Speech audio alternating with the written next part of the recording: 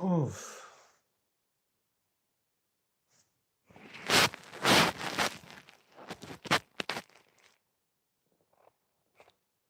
right, guys. I welcome you back to our live stream here on YouTube.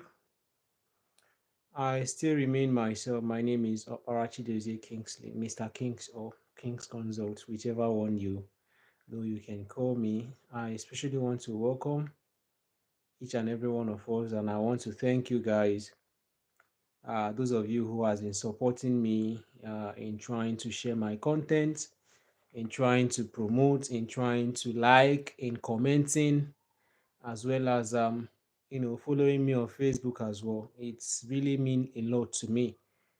It's really the way you can as well show your own kind of appreciation on some of the things I've been doing, even though I'm not giving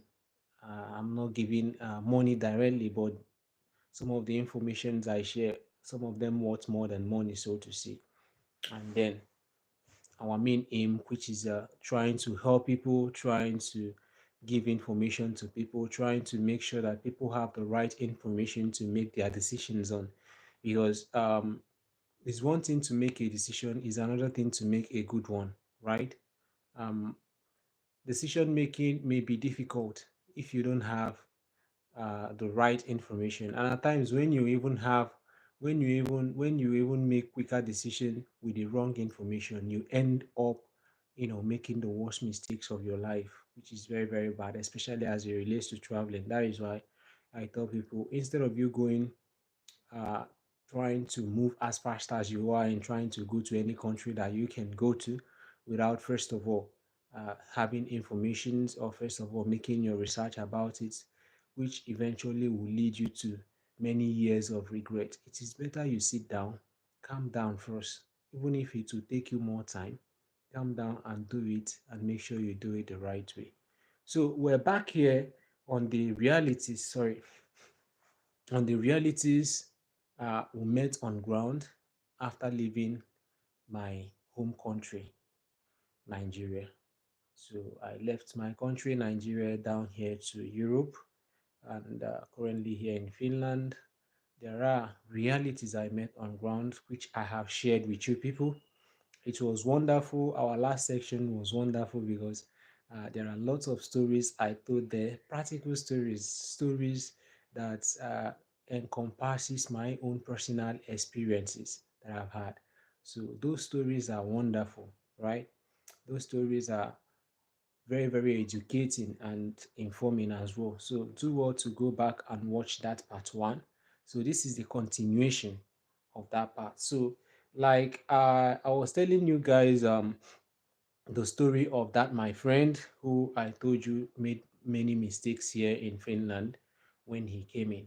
And I didn't finish that story before I continued and before I left for a break.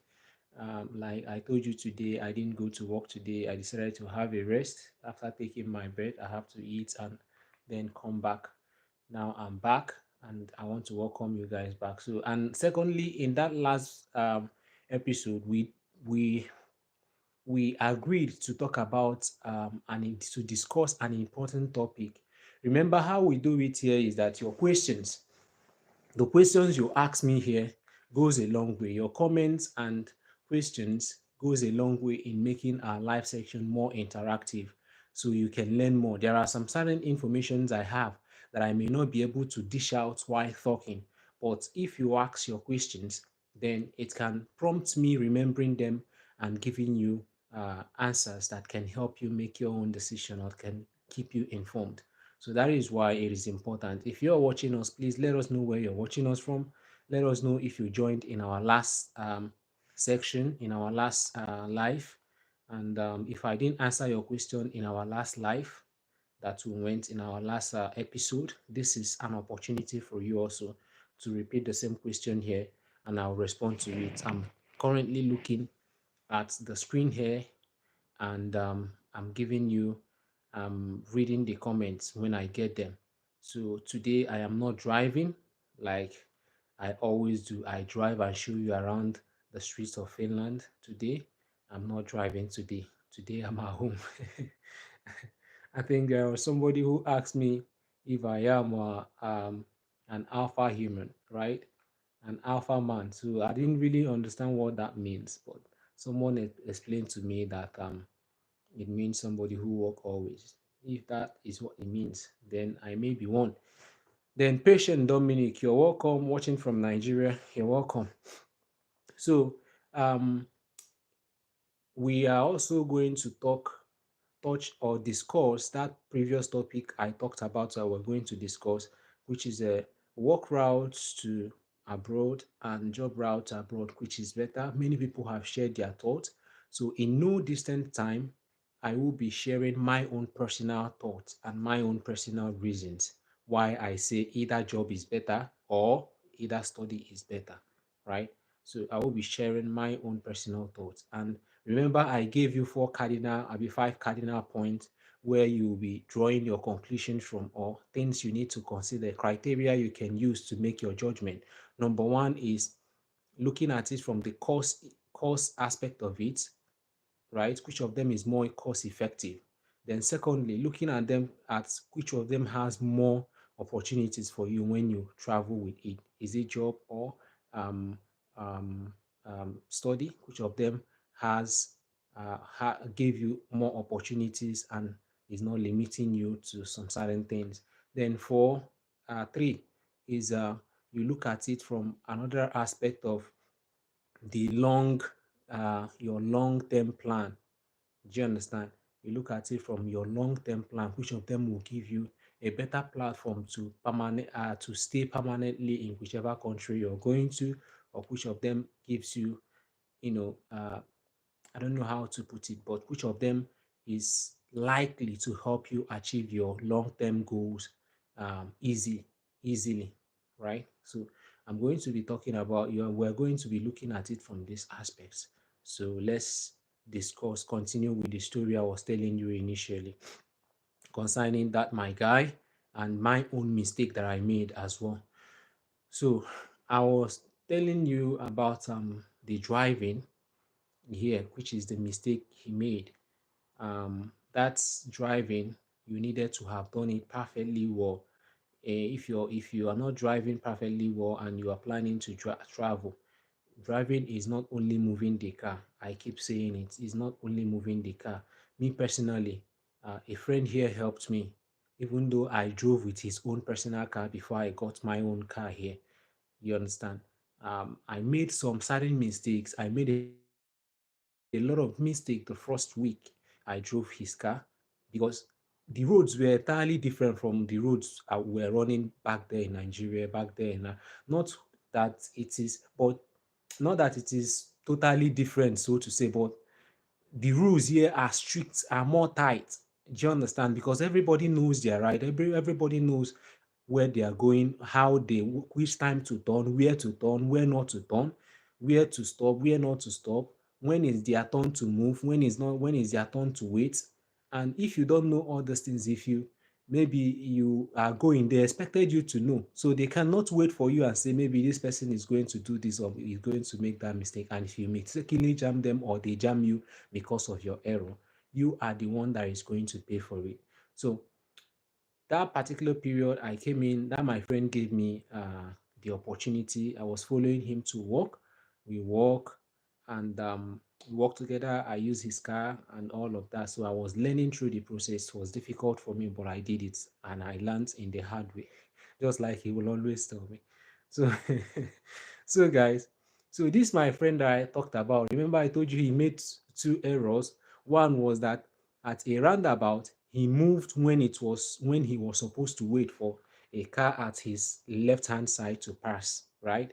So he moved at that roundabout and the car hit him. And he is the car that hit him, or not him that hit the car, but he was the one at fault because he was supposed to wait at the roundabout. Let us know where you're watching from. Let us know where you're watching us from, and make sure you ask your questions so I can help me to inform you better, right? So I always like a live section that is more attractive. If I am the one talking alone, if I am the one saying whatever I want to say here alone, I don't think I feel like I'm not making the impact. I feel like I'm not doing what I'm supposed to be doing. But if I am saying something, or I am trying to give out information and I am getting feedback from you, at least I have that a kind of encouragement that some people are listening and some people are gaining something from what I'm saying. So the second one was where he was trying to, he was in a kind of three lane way moving. And that three lane, I explained it in the previous video. You can go there and watch it. So these are the mistakes. Then the third one, I didn't finish it then. The road was a kind of residential area. He was supposed to run 30 kilometers per hour, but he was running, the camera caught him running 70 kilometers per hour. That is very dangerous. It's very, very dangerous. We make that mistake. In Nigeria, we don't care. In most of our African country, we don't care about all these things. Sometimes we run as long as you have a car. The car sometimes it is even in that rural area where you see more people that you want to showcase how powerful your car is, and boom, you just a kind of accelerate and all that. So if you do it here, it's totally wrong, because that place, these people values human life. They really value human life, and that those places are places you need to be extremely careful and drive as slow as you can, because any mistake you make there, a child can be crossing. And that is why Finnish people here in Finland here, you see that most kids go to school by themselves because the road is very safe for them. Here, cars wait, like you will see me when I'm driving. If I come out to places like that, I'll tell you that here, cars wait for human, not human that wait for car. You understand? It is very safe for them. Before you can have experience of accidents, it's difficult because everybody already know what it's not as if accidents don't happen. It does, right? Like the other day, I was driving and I saw a Tesla car. One thing, Tesla cars are many here. It's rampant. So I saw a Tesla car that I don't know, kind of, I don't know what actually happened. You see, the Tesla car, just brand new car, just brand new, just squeezed like, oh God. I said, look at millions of naira is gone here. So in my own mentality, I was calculating the money and also the life. It's difficult for one to lose his life on accident here. So to say, I've not seen anybody accident that happened and one loses his life here, but some is always affecting the car. So I saw that happen. So I was like, well, look at what actually happened. So they value human life, and that is why they put limitations on some of the roads. Some are 30, some are 40, most especially the residential area where you will see more people. So that's for that. So he was running on 70 kilometer where you were supposed to run in highest. Remember, whenever you see a speed limit, please, when you see a speed limit of 30, it means that the highest you expected to run there is 30. But as human, you may pass like maybe 30, 31, 32, 33, 34. Is okay. It's maybe is pardonable. Camera will not capture you if there is a camera there and you run 35 kilometer per hour or 34 kilometer per hour where you are supposed to run 30 kilometer per hour. It's not that offense. It's not that offense. But if it's driving school, they will fail you for it too.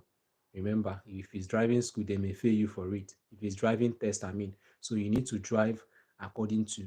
But if you're driving on your own and that place is 40, you can drive maybe 41, 42. It's not, but exceeding 45 or exceeding 35, remember 5, 6, camera can capture 36, 37, 4, if it's 30, 36, 37, 38, 39. 40, camera may capture you. But if it's 40, 45, 46, 47, 48, just like that. You understand what I mean? So, but his own is not even 40 in a place where you're supposed to drive 30. It is not 40 that he drove. He drove 40, 50, 60, 70, and 73. Guys, you can imagine that kind of rough play. Which kind of rough play be that one? So The camera captured him. Here now, assuming it was maybe he was running on 45 in a place he was in, assuming he was running maybe 41, 42 in a place he was supposed to run 30, maybe they may give him fine. But here, the police invited him, right? You get an invite, and in most cases, your driver's license may be seized. In most cases, they will retrieve your driver's license because he has had the first case, second case, and third case. So, guys, and remember that in all these things, these people are keeping record. It's not like our country where there are no data. They keep record. They keep record of everything. At some point, when you want to do something, they will bring out those record, and you will see. You won't even, you yourself that committed those things will not even remember. You won't even know that it can hinder your your progress, so to say. So that comes to my own personal mistake. My own personal mistake was also related to the one he did, right? I was supposed to go and collect something from a friend. He asked me to get the stuff to his friend, take it to his friend that is living closer to me. That is a bag that is used for walking. He asked me to take the bag to his friend that is living close to me, since he's living in a very far city that he cannot come, or I cannot go there, because it will take us like it's going to take like maybe 2 hours drive to get there. So but his friend is living closer to me, so that place is like 17 minutes drive. And that same day, that 17 minutes drive is what I'm supposed to drive from here to that place. And the time for me to walk, all right, and the time for me to go to work is almost the same time. So I just have like 28 minutes, because from the place I am to the place the guy I'm going to give the guy the stuff is like 17 minutes drive. And I have the whole time I have to get to my workplace is like 25 minutes, 25 minutes to get to the place I'm working. Do you understand? So I was supposed to go there 17 minutes, and my workplace, from that guy's place to my workplace, is about let's say 15 minutes or 13 minutes. So if you put the time together, it exceeds my whole time that I have to get to my workplace if I drive to that guy's place and then go to my place of work. So my brothers and sisters, I was just trying to see if I can beat time a bit. And when I was now driving, I forgot that there is camera on that road I was going. So I got to a place. That place I was supposed to drive 40 kilometer per hour. As I was trying to rush, I didn't know that I was even driving 41, not 41, 51 kilometer per hour. That place is 40 kilometer. I drove 51 kilometer. That is extra 11 kilometers offense. Do you understand? Unlike this, my friend that was extra, I think 30 minus 70 is extra 40 kilometer. Mine was extra 11 kilometer. So it's an offense that is penalized by fine. Mine. So, guys, it was not an easy thing. Oh. Immediately, I passed the camera. If you see how this camera was capturing me as if me and him, we are enemies. We have been dragging land in my village for a very long time. The camera was snapping me like two of us has been dragging land in a very long time in my village. Like pam pam pam pam pam. Jesus, I say it's okay now. I know you have snapped. It's okay. It's not first one, second one, third one. This one is, let it not be that you will deny. There is no way you can deny this. Do you understand? The camera was so fast, so sharp, so Jesus. I was like, are we fighting in my own mind? The way the camera was capturing me angrily, as in, I was like, oh God. Yeah, I know that. Yes, camera captured me. I know it has happened. It has happened. There is nothing you can do about it. Definitely, a fine is coming to me. So I was waiting for the fine. So when it captured me, when these cameras are very, very wonderful, brothers. they will give you a wonderful picture of your life that even I don't know. Okay, the picture is here on my phone. If not, I would have shown you if I'm with another phone, showing you how wonderful the pictures are. Do you understand? So the pictures, the this thing, what is it called? When the camera captures you, it will give you a wonderful picture that even some cameramen, some photographers may not be able to give you. And that is how it happened. So they brought a fine of 170 something euro for me to pay. So I paid the fine. I paid the fine. But as of then, that particular period was when I was not earning much. Paying that kind of money is very, very painful. Like, and it was not only that. It was not only that. At that particular period, I still have about two fines on my head that are waiting for me to pay. What are these fines? In Finland here, you also need to know how you park. Parking is another thing. I was working in Helsinki. I was also working here in Vanta, right? So in Helsinki Central, I got one ticket. How do you get this ticket? When you park in a place, every place made available for parking has time that you're supposed to stay there. Some places has 15 minutes is the only time you have to park here. If you park there more than 15 minutes, they will give you fine.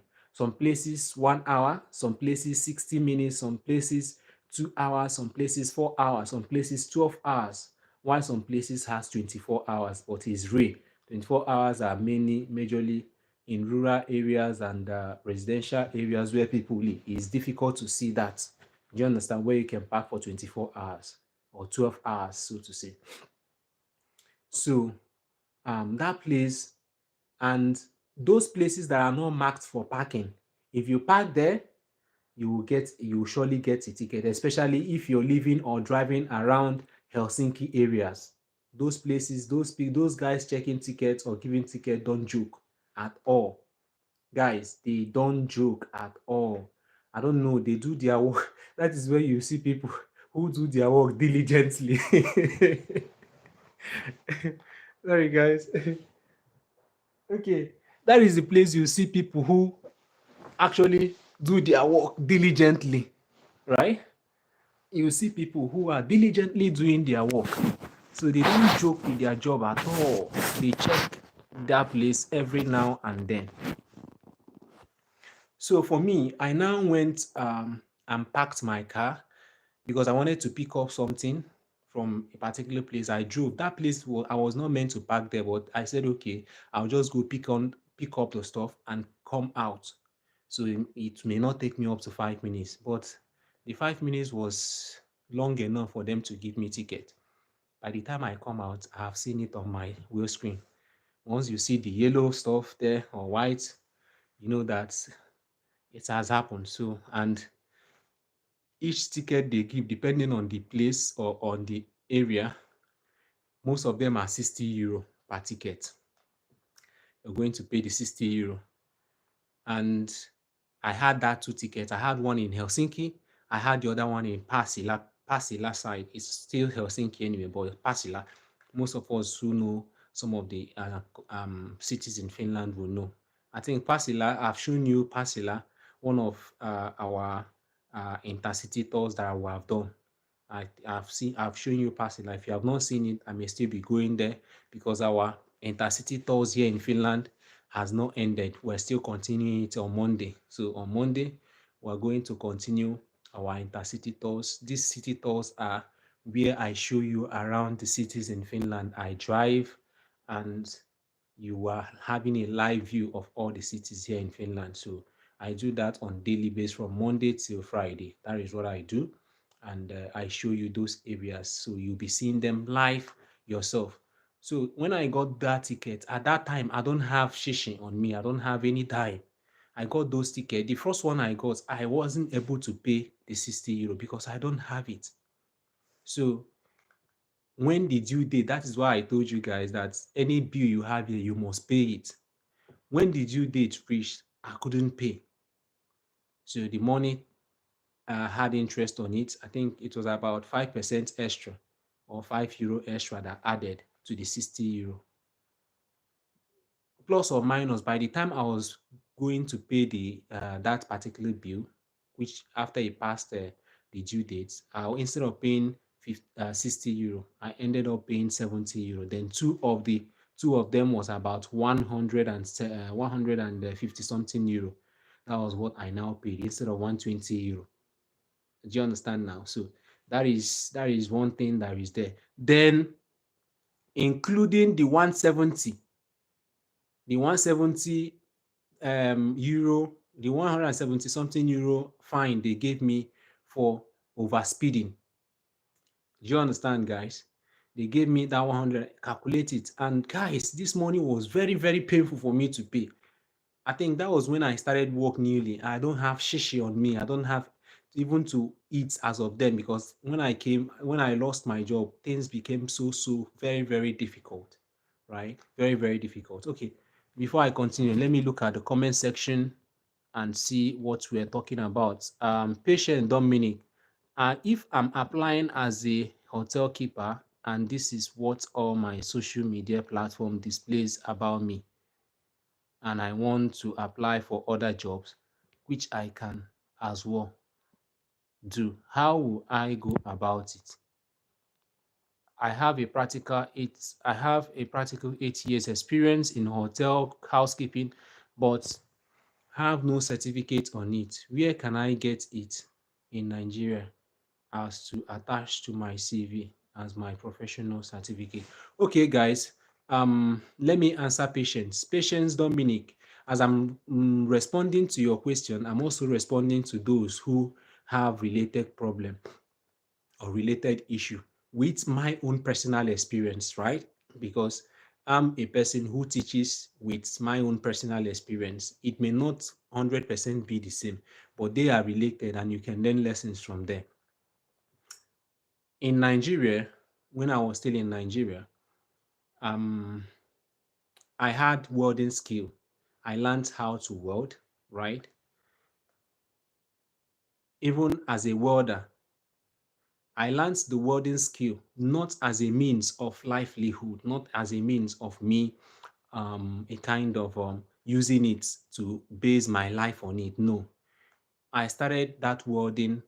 I started learning that welding when I found out that the when I looked at the conditions surrounding my growing as a childhood, surrounding surrounding the finance of my parents and my relatives around me, and how I can be able to survive or go to school. Because when I grew up, when I got to JSS 3, my parents were finding it very difficult to even pay school fees. It was one of my uncle that was helping me to even pay for, back there in Imo State, you don't even pay fees, but there are little fees that you have to be paying, right? So my parents wasn't able to be affording those. That my uncle was, he had blessed memory of now, but I thank God for him. He was the one helping me to make those payments, little payments that we're doing in school. He helped me and did it. So then I said, okay, that if I will be going to university, remember, patients, I am telling this story now to answer your question so that you really understand, and some people who are in patient Dominic's shoe, so that we also learn. Now, when I looked at the condition, I said, if my parents are not able to provide like that time 200, 300 naira and all that to sponsor me, it means that after this secondary school, because from GSS 1 to GSS 3 is free, the only thing you need to be paying little, maybe if there is anything they ask you to bring in school, any fee or PTA and all that. Do you understand? But from SS 1 to SS 3, there is school fees as of then. So you have to be paying school fee. And school fees as of then was around, it's not even up to 1,000 something as of then. Do you understand? I don't know. It's maybe 3,000 something, sorry. Maybe 3,000. So I can't remember vividly. So if my parents cannot be able to be affording 300 that they are giving me, That means if I get to SS1, SS2, SS3, nobody, I may quit studying then. So when I reasoned about it, it prompted me to um, start looking for ways to survive. And I took it upon myself that if I didn't go to school, it's better for me to commit suicide. That was, I haven't told many people this. It's just my personal resolution within me, right? That was what I resoluted on myself, that if I actually did not go to school, if I cannot be able to go to school, then it's better I die, it's better I kill myself. That is my own personal resolution. Because why did I say that? In my own family, my own personal family, no, none of my siblings, none of them got to university level, right? Uh, my own personal family is what I'm talking about now. None of them, got to the university level. Is either this person get to, after maybe primary six, they will go to learn business. This one, after getting to JSS1 or JSS2 or 3, maybe this one will drop out, or all those kind of stuff. And so I took it myself that I must complete my education. I must go to secondary school, and I cannot end in secondary school. I must also go to university, right? These were my personal decision. My parents don't know about it. My aunties, uncles, nobody knew about it. But this is what I resoluted on my own self. So I said, how, if nobody is helping me, how can I do it then? How can I be able to pay the fees? I said, okay, I'll go and learn trade. I'll go and learn something. At least if I'm working, if I learn how to do one thing, I can be doing that thing while studying, and that thing will be giving me money. I will use it and be training myself in school. Guys, I don't know if I'm making sense. Remember, I am trying to answer patient Dominic, who said that she has a practical experience. Remember, she said, okay, let me summarize her own, what she said that I'm trying to give you, tell this story to explain better. She said that she has practical experience on a particular thing, about 8 years. And on her social media and maybe her LinkedIn and the rest of all those things, she has a particular experience or a particular profession which everybody knows her with. Let's say, for instance, nurse or a nurse, or maybe a doctor, or maybe anything. Everybody has already known her, and that is what is on her profile. But now she wants to change to apply for some jobs that she know or she thinks are easy to get. How then can she be able to do that? Do you understand? Since everybody has already known her or her profiles bear this. So that is what I'm about trying to explain through my own personal experience. So guys, when I thought about what to do in terms of going to school, I said, okay, my uncle, one of our relatives living around. He was a welder, so he had a welding shop that he opened newly. So I said, okay, maybe I can go and learn how to weld in his shop. My brothers and sisters, when I was talking about these things was, JSS3, after you write JSS3 junior WAEC, there is this holiday that they normally give that is long. Within that period was when I was thinking about, because every day I wake up, other people don't even care, other kids don't care, because they have their parents providing almost everything they need. So me, I don't have. I was even thinking of how will I survive the next section when we enter JSS3, because it's obvious that if I don't do anything, I will drop out in JSS3 after JSS3 exam. So I was thinking, my colleagues, my classmates may not be able to see me next section and all that, but my classmates and all that was not my major concern. My major concern was that I must go to school, that if I don't go to school, it's better I kill myself, I commit suicide. That was my personal resolution, and it's very, very strong. One thing about me is that once I make decision to do anything or to achieve anything or to do anything, I must make sure I accomplish it. Certain, that is just me. So I took that decision that if I couldn't succeed going to school, or if I didn't finish university, get a university degree, then I'll kill myself. Is just simple. I cannot. That is why I put that tag on it, is just to show you how serious it was for me, how going to school then was for me. So what I did then, I went and met that my uncle who was a welder. So please, you can write your comment on the comment section and ask your questions as well. I will react to them just like I'm reacting to Patience Dominic question. So when I went to that my uncle, I told him I met him. Normally, the normal way of learning work is that most of people who learn to work is even their parent that push them. Oh, okay, Okafo, Chinedu, Chidozie, Chiamaka, you have grown, oh, you have finished your SS3. What do you want to do? Want you go and learn work? Okay, come, let's take you to this man so that you learn work. That is how they normally, but this one, nobody even care. Nobody took me. Nobody even told me that kind of thing. So I decided it on my own and went to him. I went to him and talked to him, say, Uncle, see how things are for me now. I don't know if you can please allow me that I have interest in this work you're doing. Can you please allow me to start learning the job, learning how to be a welder from your shop, doing apprenticeship with you and all that, helping you, and then learning the work. The man was like, where is your parents? I told him, no, I don't, I'm not talking about my parent. I'm talking about my own personal life. This is what I want to do. Uh, and what I have resoluted on my own. Yeah, he now told him, but you're going to school now. So if you're going to school, how would you be doing the job? I told him, yes, I'm going to school. Actually, before I came to you, I've actually thought about it. So my school will be resuming next month, but I can use this 1 month I have that is free to start, do it fully 1 month with you. Then when my school starts, I'll be going to school. Our school time is always from 7:30 till 2:30. That is when we'll close. So I told him 2 o'clock, sorry, it's 2 p.m. So I told him, okay, maybe I'll be learning the job once we start school. Once I learn this full month holiday with you, then once we start school, I'll be going to school from 7:30 till 2 p.m.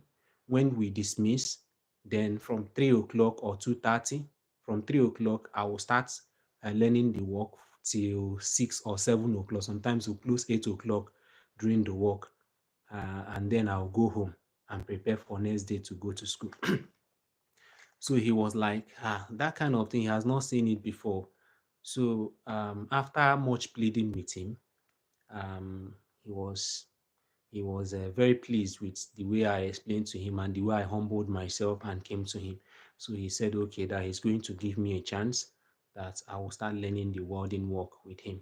My brothers and sisters, that is how I started learning work in my own village. I think my classmates can attest to that if some of them are watching me now. When I was in secondary school, I was doing welding and studying. So when I was in secondary school, I was doing welding work and studying. If my classmates, some of them are here, please, you can comment if I'm saying lie or if I'm saying what is not real. So what I tell you people is practical things that I've done. I'm not telling you something I have not done before. It's something I have passed through.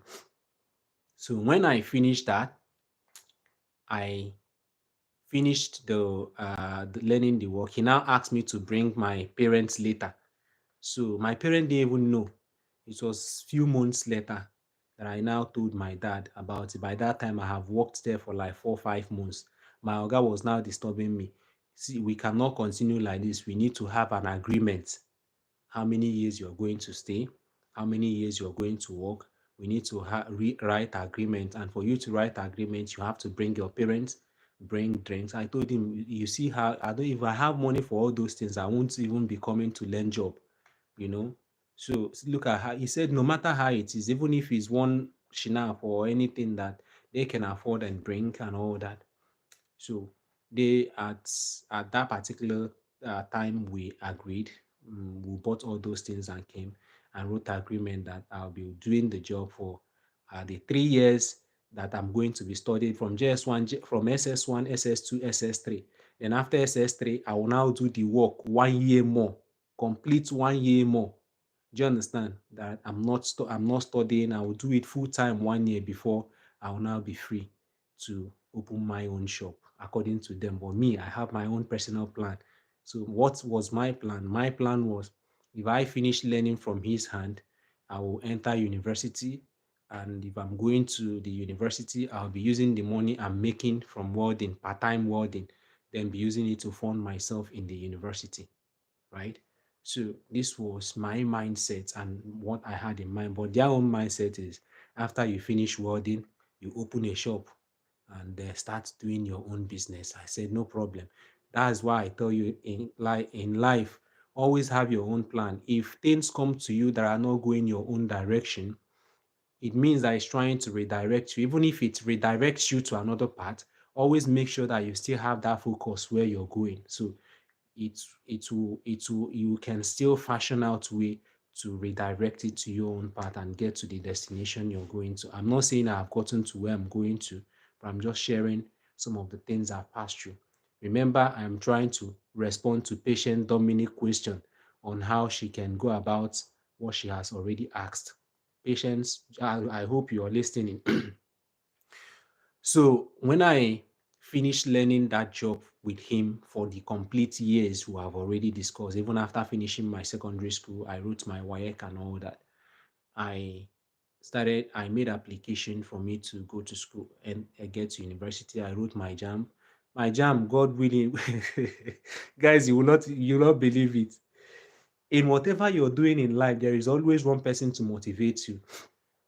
I don't know, and this is why I've been trying everything I can to motivate others. Do you know that I wouldn't have even gone to that school, if not one man.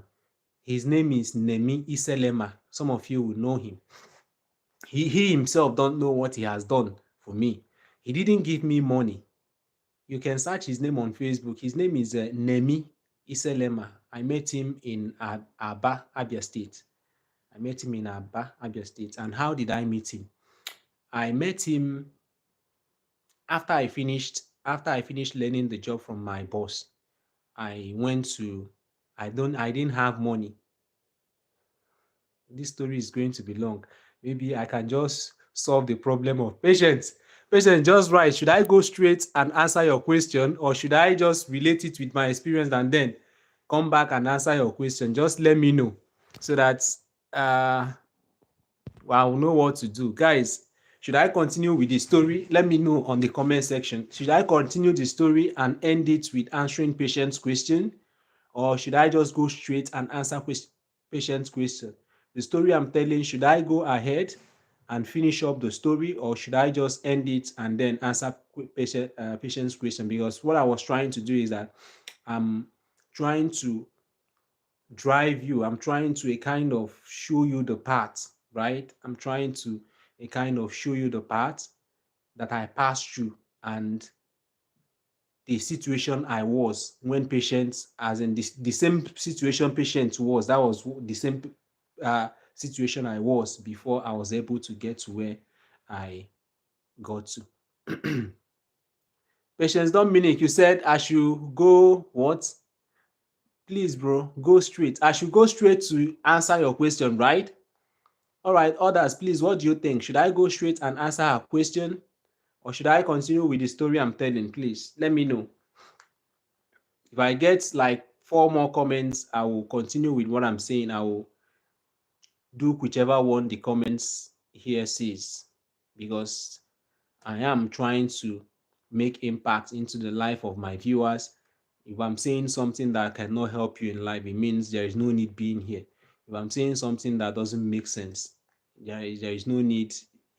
I can't see anybody here.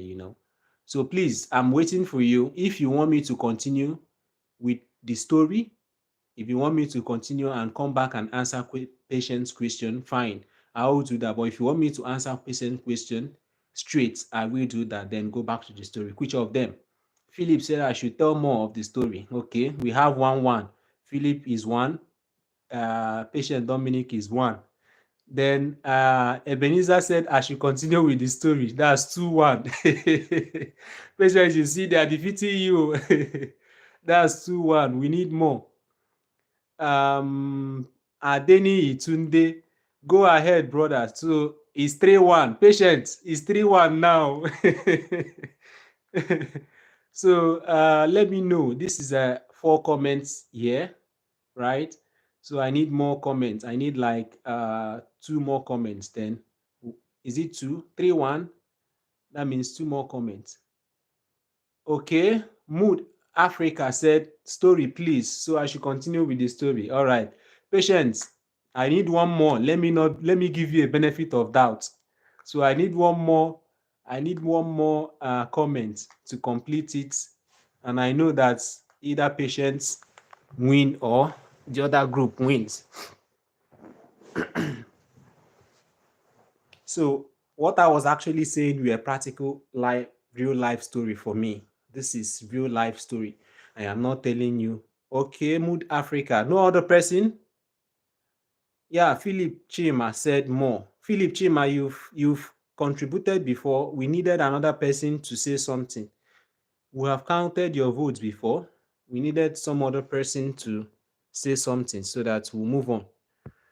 So guys, what I was actually telling you is what personally I passed through and how I got to the level I am today. The level I am today is not perfect, right? I've not really gotten to where I'm heading to. But then I think my experience and things I've passed through can go a long way in helping people out there and young people out there as well. If only people are willing to do what I have done and to even do more, you know.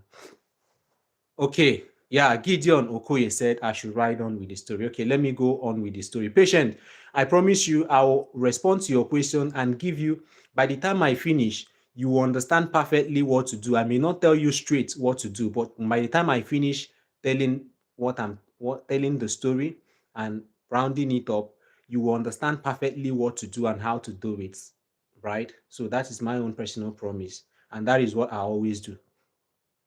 No doubt about that. I'm telling you this confidently that by the time I finish, you don't even need to ask anybody anything else. You know what to do because I'll give you vivid picture of what you need to do. So guys, where did I even stop? Now, when I finished learning that job with my master, my oga, who taught me how to weld, I was supposed to take Jamb. I was supposed to write Jamb. I was supposed to start seeking for admission. But then my mother, my father, nobody from my own personal family has the money to even send me. You can see, okay, I didn't even tell the story of how I came out from secondary school. The money aspect of it, I didn't say the money aspect of it. The money aspect of it, some of the money I was using to sew clothes for school, uniform, and all that. Because in my world, in my oga, sometimes he will tip me. Sometimes I will do extra job for people when he's not around. And sometimes when he's around, people will give me money. So those money, I was saving them and I was using them to buy sometimes books. Sometimes I use them and pay for some certain things. And also that my uncle was also giving me some money. Sometimes if I go and wash his clothes, if I go and sweep the house for him, if I go, because I'm the one that normally wash his clothes, I'm the one that normally do those kind of runs for him. So he fell in love with my activities even more than his own children and was giving me money. I was the closest person to him and all that. He was tipping me sometimes. So now that is how I saw myself through secondary school. How do I now go to the university? When you know that university, you have to pay house rent, you have to pay for textbooks, you have to pay for school fees, you have to pay for so many things. Guys, it was very, very, I don't know how to do it. I remember I've taken my parents out of the picture because nothing is coming out from there. Nothing actually will come out from there. So what I did then was that I went to after finishing there, I went to Aba, right? Abia State. Some of you know there. I went to Aba. When I got to Aba, I don't know, I was staying with one of my uncles in Aba. So I stayed in his place. What I was doing is that I stayed in his place. My purpose was to look for welding job around there, be doing the welding job and see how to raise money, even if it takes me like 2 years to raise the money and then go to school. Because that is my own personal resolution. Like I told you earlier, I said if I didn't go to school, if I didn't finish and get a degree at least, that it's better I kill myself. And that decision was very, very strong for me. It was very, very strong that I keep reminding myself of it every day. You understand? I keep reminding myself of it every day. You will be seeing me going to school. You will be seeing me doing everything in school days, secondary school days. I have friends, all of us. Nobody knows what is in my heart and what my decisions were. So when I finished, when I got to Aba, I started the welding job. I don't have money. Guys, problem too much. Oh. In this life, that's why sometimes some of the challenges I'm facing now, I'll say they are just more and more challenge. You understand? They no reach at all. They no reach. Because as of then, somebody that finished work, even if I want to start that job I learned, I need to buy the equipment. There is this machine we normally use, they call it lister. As of then, right? As of then, what they sell that lister is 200 and something thousand naira or 300 and something thousand naira. Yeah, it's 260 something as of then that I finished learning work. That time, 200 and something thousand was a huge money for me. That time, I can't even, if I put all my family together, if everybody rally around, we may not even be able to provide 5,000. I don't know if you understand what I'm talking about. We may not even be able to provide 5,000 naira. And only machine to start my job that I learned is costing around 250,000, 260 something thousand naira, that lister. Then when you talk about filing machine as of then, filing machine was costing about 30 something thousand. Welding machine, you will see welding machine between maybe 60 something, 50 something thousand as of then that I'm telling you. Then you talk about your tools, plus or minus. By the time you finish everything I want to start work with, I have not talked about paying for shop or paying for a place that I'll stay. At least plus or minus 600, 500,000 is what I needed to start the job on my own as of then. I look up to the heaven and mountain where cometh my help. But why it didn't bother me much was that opening a shop or having a shop of my own was not my real plan. It was not part of my plan. It was not what I envisaged for myself. What I envisaged for myself is a situation where I can make money that is enough to see me through school, right? That was my major aim. So it wasn't giving me much problem. So what I did then was I went to Aba. When I got to Aba, I was staying with my one of my uncle from my grandmother's home. Grandmother's home, right? So I was staying with him in Aba, and what I do every day is I go and scout for welders in Aba.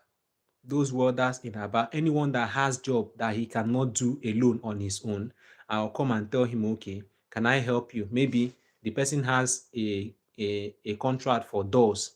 Maybe he has a building where he got a contract that he is to build like 15 doors or maybe 30 doors, iron doors. He is to build 30 iron doors, and the person or the person that owns the house gives him a time limit that he needs to provide it in maybe 1 month. And you know that if he's doing that door only on his own, he may not be able to meet up with time. So he may need extra hand. So those are the kind of people I normally go to their shops to meet. If I go to their shop, I'll meet them. If it's a door that maybe they collected a total of 15,000 to build, and the labor there is for somebody to build it for them, they may give the person 5,000 naira to build one door, to construct the door. They are the ones that will provide the equipment. They are the ones that will provide the materials. Your job there is only for you to do the job, construct it according to the specifications they gave you. So what I do is I may go and tell them, okay, if this person is collecting 5,000 to do it, I'll collect 3,005 or 4,000. The only thing I need to do is just for me to showcase my handwork so that you will see it. If you see it and like it, then maybe probably next time you can still call me. Brothers, that is how I move all over. But then I was looking for welding job. Some places I will go and meet disappointment. Some places I will go until I was able to get some little jobs I was doing then. Then if I go to a place, at some point the welding job wasn't coming. At some point the welding work wasn't coming again. I stopped the welding work. I started following these people who are carrying who are building, like all these laborers in construction sites, mixing cement, AO concrete, a kind of. Do you understand? So there was this building they were building close to Nemi. Remember, I said one of the person that motivated me to start writing Jamb that year, because I didn't see myself as somebody who would go to school that year, even though I have a mind of going to school. My main aim was for me to stay, raise money for like 1 year, 2 years, and then use it and go to school. So in that, there was this one construction site where I always go every morning from my uncle's place. I move out every morning. Then after work, I'll go back and sleep. In the morning, I will leave and go to work. That is how I was doing. I was saving small, small changes. So there was this one particular site. I can't remember the name of the place now, but if you ask me to go there, I can go there. So that was the place where Nemi was living as of then. Nemi Selema is his name. He was living there with his wife. As of then, he had like one kid or two kids. As of then, I don't know how many he has here now. So that construction site is a two-story building, guys. That two-story building, they gave me the contract because I was following people who are doing concrete to, pour concrete around. That time, one bag of concrete, they normally pay us 300, 400 naira to pour one bag of concrete. So I was doing all those. In a day, I may pour like 6, 7 bags of concrete. Just imagine pouring concrete. The mixture of that concrete that time, they will tell us to mix like maybe stone. Stone would be like let's say 13 head pans. Then sand would be like 13 head pan or 12 head pan or 15 head pan, depending on what the engineer wants. So that is one bag, and you have to do it until 1 bag, 2 bag, 3 bag, 4 bag, 5 bags. Sometimes I'll pour 6 bags, 7 bags, depending. If you pour one bag, if you have had the experience, just let me know. If you pour one bag, how your body take, they tell you. Just imagine somebody who was pouring like 5, 6, 7 bags as of then. So I do it all to make money. I was making money. So all these things I was passing through, I was doing them and be saving money until there was a time the place I was working was a bit far from home. What I normally do, I left my uncle's place at my uncle's place, and because I was doing more job in that uncompleted building, a two-story building close to that Nemi's house. They gave me a contract to Sanfield Redmond round the compound, and it's very, very deep, right? Very, very deep, guys. To fill that in, I charged less than what they would have charged. Do you understand? Just for me to make money. So because that place is far and I need to be doing the job for like 2 months, a month or 2 months for me to finish pouring sand, filling the whole place. You can imagine how deep that place was. I was doing it alone. I was supposed to get help, but I needed that money. So I was doing the work. God, you need to see me there. So what I did was I started doing that job. I packed little of my clothes and came to that uncompleted building, and I was living there temporarily every day. I don't go home again. So what I'll do is every week, the money they pay me, I'll take it, go and buy gari, go and buy something, all this kind of foodstuffs, keep it in the uncompleted building, be eating, be doing everything for there. Yeah, Janet, you're welcome. So keep it in the uncompleted building. If I work, maybe I get tired, I go and cook and eat. There is where I take because there is borehole. There is where I eat. There is where I do everything. I was feeling that place. So on this one fateful day, that was in the year 2012 or 2013, right? 2013, I guess. That's when I entered school. That was when I yeah, the year 2013.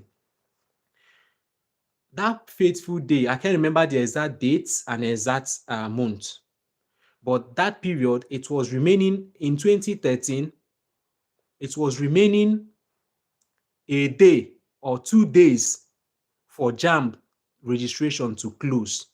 This day, I'm telling you, if you guys can make research, 2013 Jamb exam, when was it? When was the deadline for registration, then you can get the dates, you can guess the dates I was trying to I was referring to. So in that year 2013, 2 days to the expiration of the deadline given for Jamb registration was the day God used Nemi Selema to help me, to motivate me. He didn't give me money. He didn't give me anything, but only words that he said helped me to get my pace aright.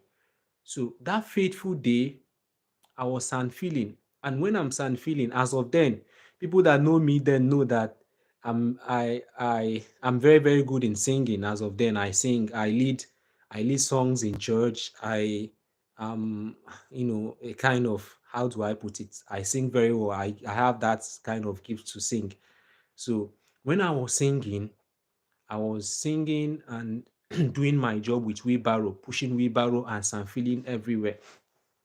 So Nemi, I don't know that Nemi has been listening to me all this while. Do you understand? He came and said, "Oh, are you the young man that has been here? I always hear your voice always." And he himself is a chorister in his church. I think now he has grown big anyway, unlike before. So he said, Are you the guy that I always hear his voice around here?" I told him yes. He said, "Oh, your voice is marvelous. Your voice is this, your voice is that. Where did you learn how to sing like this?" So from there, from there, we developed a kind of conversation. So we're now, talking. He now asked me, why are you here? Why you are here? I hear your voice every morning and evening when I'm back, and you sing. You are working here. Why?" So I started telling him the story that I'm only doing this job all just for me to see how to go to school. I don't have money, and I don't even. He said, "Okay, you want to go to school? Have you bought the jam form?" I told him no. I have not bought the jam form. I don't even know if I have them, if I can be able to go to school. I was planning to do that next year. Or do you know what this man did? He motivated me, say, "No, no, no, you don't have to wait. Now, whatever you want to do, just start it. Even if there are no money, just have faith that the money is going to come. That you got to this extent you got in life, do you expect do you where if they told you years ago, do you believe that you would have been what you are now?" So we shouldn't be acting without faith. So he tried encouraging me. He told me, I didn't even know that Jamb was ending because I wasn't interested in Jamb that year. He told me that I should just go and buy the Jamb form, that Jamb is still on, that I should just try my possible best and see how to register for Jamb and take the Jamb exam. That he sees me as somebody who is intelligent and I can do well. I told him, if I'm taking Jamb, Jamb is almost, I don't even know when Jamb is closing, but I don't even think I can afford every other thing that is there. He told me no, that I should make the move first. You understand? So only that encouragement, only those things he said to me motivated me. Do you know what I did? I went and made inquiry. That time, I think, yes, I was browsing anyway. I went to a cyber cafe close by and asked them. They told me Jamb is ending next tomorrow. Guys, hey, so he told me that they told me that Jamb is ending next tomorrow. Man, my head was like, due to that encouragement that Nemi has given me, I did everything. As of then, I don't know how much I paid to register for Jamb. It's like 17,000, or I can't remember exactly. Let me not lie. But the money wasn't there. But from the little savings I've been making from that job I did, from all the jobs I've been doing, I was able to pay for the Jamb fee. Now, the next thing is, how do I pass the job? Somebody that has been working, you don't have time to rest, nothing, and all that. How do I write the Jamb exam? So what I did was, I was still doing my work. I resoluted on myself, with myself, that I will write this Jamb and I'll pass it. So what I did was that a week before Jamb exam, I quit work. Everything I was doing, I called them, I quit everything. I studied from morning till night, from morning till night, from morning till night, from morning till night. Read past Jamb question, read chemistry, read what is it called? read what's it called? Government, the all the subjects I was supposed to write.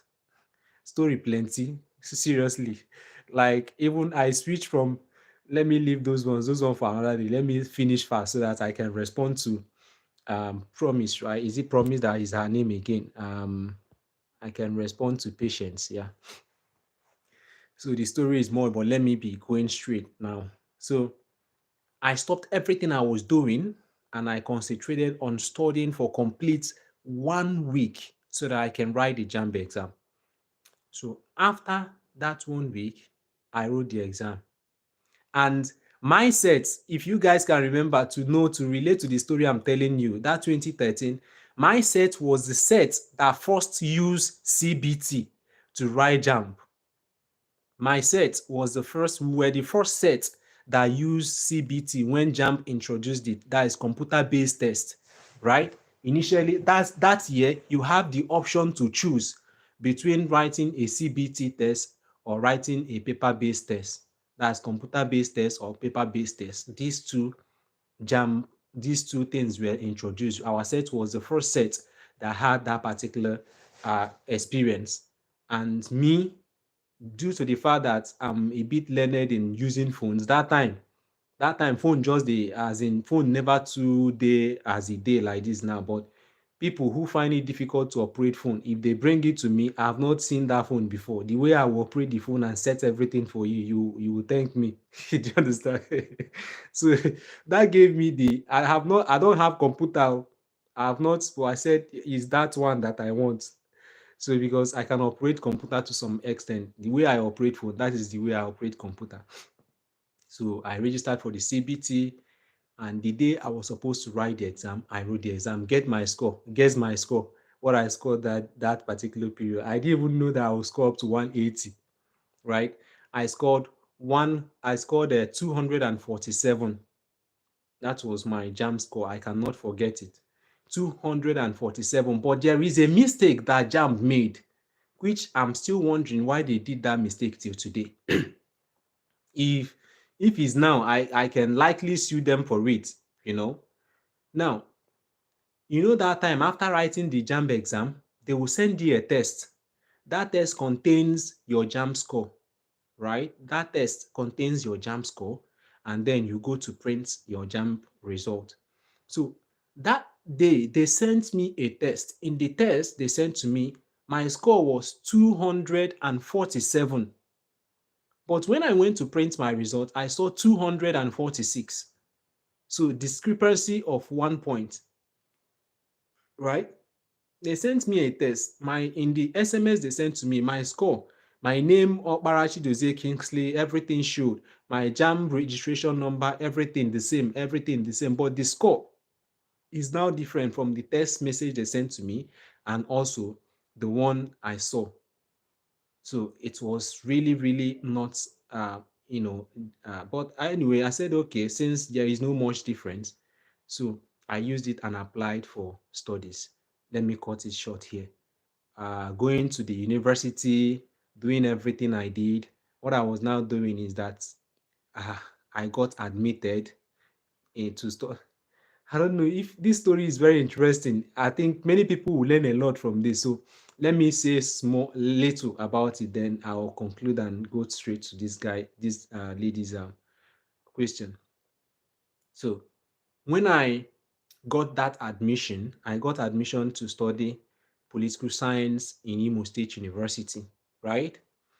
So I got admission. Remember, I got admission to study political science in Imo State University, which is, as of then, the accreditation, then there was sometimes they call it political science, sometimes they call it government and public administration, interchangeably.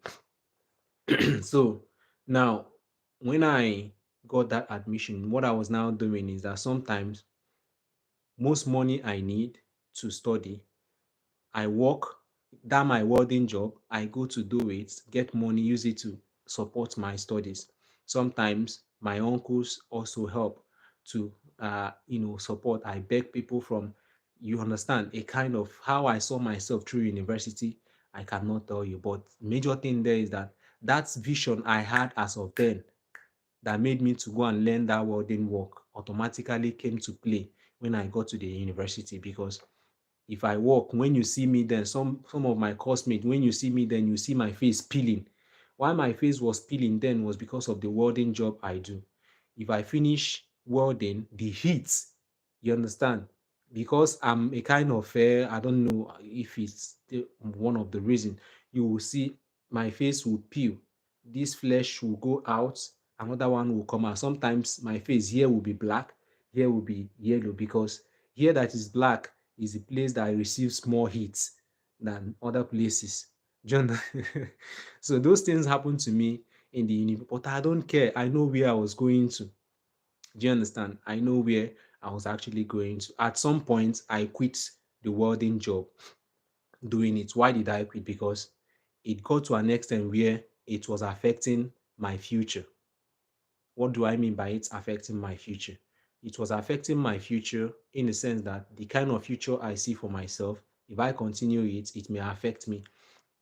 Now, if I finish welding, sometimes, especially when I do it for a long time, if I go back home to read, I couldn't read because tears will be dropping out of my eyes and I will be using it to study, especially if it's late and dark and I on light and I was reading with it. Guys, you need to see me. Tears will be gushing out from my eyes as a result of the welding job I have done, and I couldn't even read. And reading and studying was my major point, my major aim. Do you understand? So most people that know me back there in school didn't know what I was passing through, because you won't even know. You would think that this guy studies all his life, because I was one of the bright. I was bright. In fact, I was conducting tutorials for my colleagues then in university. Those people that know me from IMSU would attest to this. My junior colleagues, I was teaching them. My immediate, course mates, even my senior colleagues. You understand? I was still the one teaching them. I had a tutorial that I normally conduct for most of them then. So you won't even know. Yeah, I combine work and study and still come to teach people who study full time. So that was my life then. So that was my life that I live as of then. So, and another thing that helped me is this. Please, I want to make this clear. I don't want this to be political or anything, but I have to mention it. As of then, Rochas Okorocha, who was the former governor of Imo State, gave free education. I want to make this clear here. That free education is part of what made me whom I am today. Many people are saying whatever they like about that particular program he carried out, that it was not free education.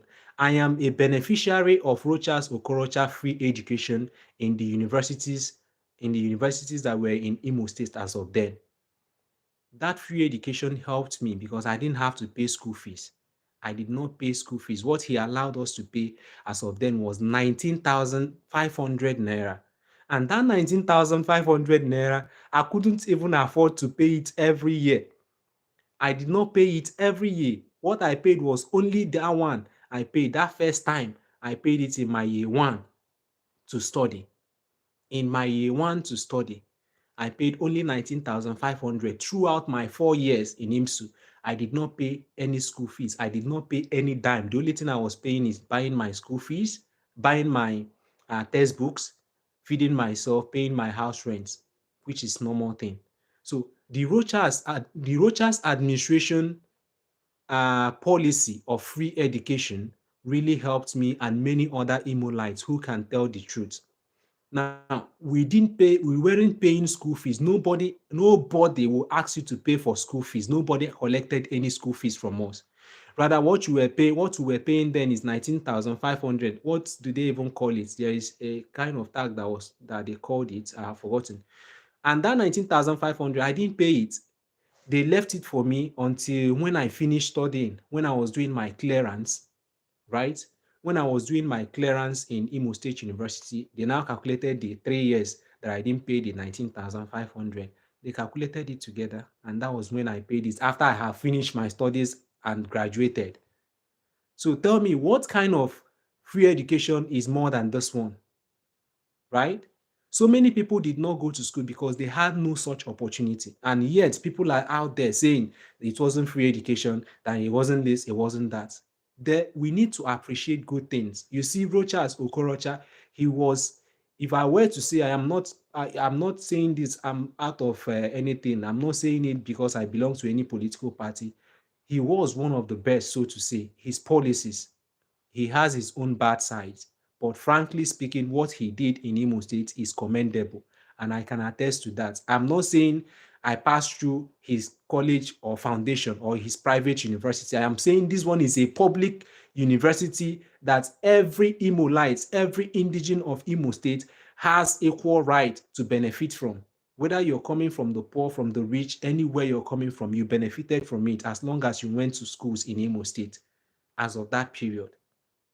So why would people come out and say that they are paying, even though government said it's free? So I am a living witness, and that helped me to finish and graduated from Imo State University. So I graduated and majored in administration, right?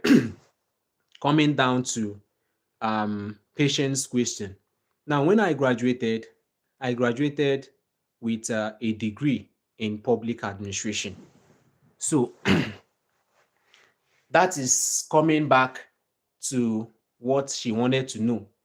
Every of my profile, the degree I put there is public administration, because after graduating, I was looking for a job with my qualification. I had a second class in administration. I had a second class upper in administration, right? I made second class upper in administration. That was the degree I graduated with. Even though I was looking at making first class, but I couldn't. I fell short. I think my GP my GP as of then was 4 point something. No, 3 point no 4.32. That was my GP as of then. 4.32. That was what I graduated with. So when I finished, everything I did, my LinkedIn account, my Facebook, I think I didn't put much of my qualifications there, but my LinkedIn account, my CV, and everything I did as relates to finding job were all about my qualification, and that is what everybody knew me with, right? Patience, are you listening, or have you left? So everything about me, that was what I that was what was there until I looked for job to do to administrative job in Nigeria. I searched for all these jobs in Nigeria and searched, and I couldn't find. Even though I was seeing some of them were not favorable, and though I did some anyway, and also did my welding work anyway. But when I started my immigration matters or journey, um, out of experience, because I tried job wasn't working. I started applying for schools. Schools, I got many admissions. I got admissions of which I've shared the admission letters here several times. I got admission in Canada. I got admission in UK. I got in US so many times. But one problem that was holding me back was still holding me back then, which is what? Finance. How do I get proof of fund to be able to process my study visa? So that area was where it was holding me back. After getting all this, I got admission in UK for like 3 to 4 times. I got admission in Canada for like 2 times or 3 times. I got in US, I think 2 times or once. You understand? Then I said, okay, if A didn't go, B will go. I didn't give up. Guys, remember, in whatever you're doing, always have that aim.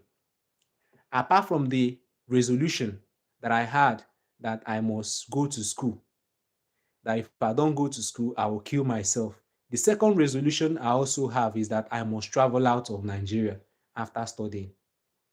That is also my second resolution. that I did. Remember, after I made that first resolution at the latter end in 2017, I achieved it and got my degree. So no need of killing myself again. So no need of killing myself again. It was a dangerous decision, and I meant it with every part of me. So when I finished that particular, where did I even stop? Please remind me so that I don't miss up the story. Please remind me where I stopped. Okay, so I got all these admissions. What was holding me was a proof of fund. I couldn't get the proof of fund for me to support my application. Even go to UK, I can share with you my admissions. I'm not, remember, one good thing about me, or one thing about me, is that whatever I tell you, I have done it. I cannot come here and tell you what I did not do. I will have done it, and I will show you practical example of it. If you want, I can share with you the admissions I got in UK, my admission letters I got in UK. I got in UK, I got in Canada, Dalhousie and University of Regina. In UK, I got from what was the name of this university again in UK that gave me admission 2 times? What was the name of the university again? Why do I forget? So if I remember it, I'll let you know. But in US, I still got from what is it called? One polytechnic. Hi, God. If I remember, I will still let you know. So, but all those things, I got all these admissions, and the evidences are there. So, getting all those things, and I was still not meeting my resolution of traveling out, because I told myself, if I didn't travel out, I won't rest. So, because I have found out that there are so many things going wrong that I needed to correct. And some of the platforms here in Nigeria are not giving me what I needed. I needed to go out. I needed to look at the other part of the world and see how it looks like. So I resoluted to myself that if my plan A to travel out is not working, why don't I try my plan B? So I started making my research. I started looking online. I started searching for information how to travel out. Guys, I said, okay, let me start. If traveling out through study routes doesn't work for me, why not try work? People told me, oh, it's not possible. How can people that are there have not even gotten job. It's not even possible. Don't even go there. You, who is going to? Where can you do the? Blah, blah, blah, blah, blah. Blah, blah, blah. Okay. I sat myself. I was doing the research myself. Guys, God bear me witness. What I'm telling you, my close friends, Onyebuchi and Eze, they were my closest friend that knows everything, most of the things I was passing through and all that. Guys, I don't sleep. I'm telling you the fact. I don't sleep during that period. You know that hour, that period most people are sleeping. That hour is very, very important in your life. Those time people are having fun, sleeping, having rest, enjoying themselves. If you want to get things done, that is the best hour for you to go back to work, right? Those period people will be sleeping. I don't sleep. One from morning till even sometimes I have time only during the day. That time everybody is awake. That is when I sleep, when I have my own rest. That time everybody you say, what kind of human being is this one?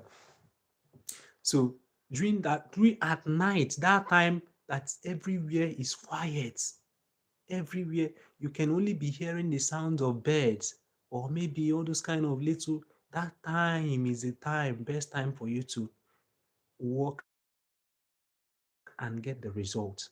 So every night I don't sleep. I keep applying. I make in a day I may make more than 100 applications in a day. I'm telling you the true gospel truth about my life. I am not exaggerating or trying to tell you something that is not obtainable. I think there is this one of my friend I met when I was telling him this. In his presence, I was able to make at least 20 applications within 10 minutes. You ask me, how do I do it? Because everything, sorry.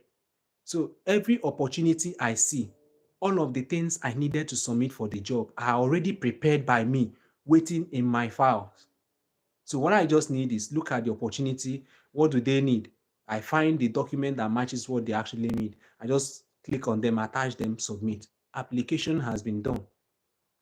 But if I tell you the time I spent in trying to build my CV, I reconstructed and reconstructed and reconstructed, rewrited, edited, changed, start again, start all over again. My CV, I was doing it. I was doing it. Sometimes for me to finish, uh, you know, constructing one of my CV, it may take me like 3 days, 4 days, 1 week.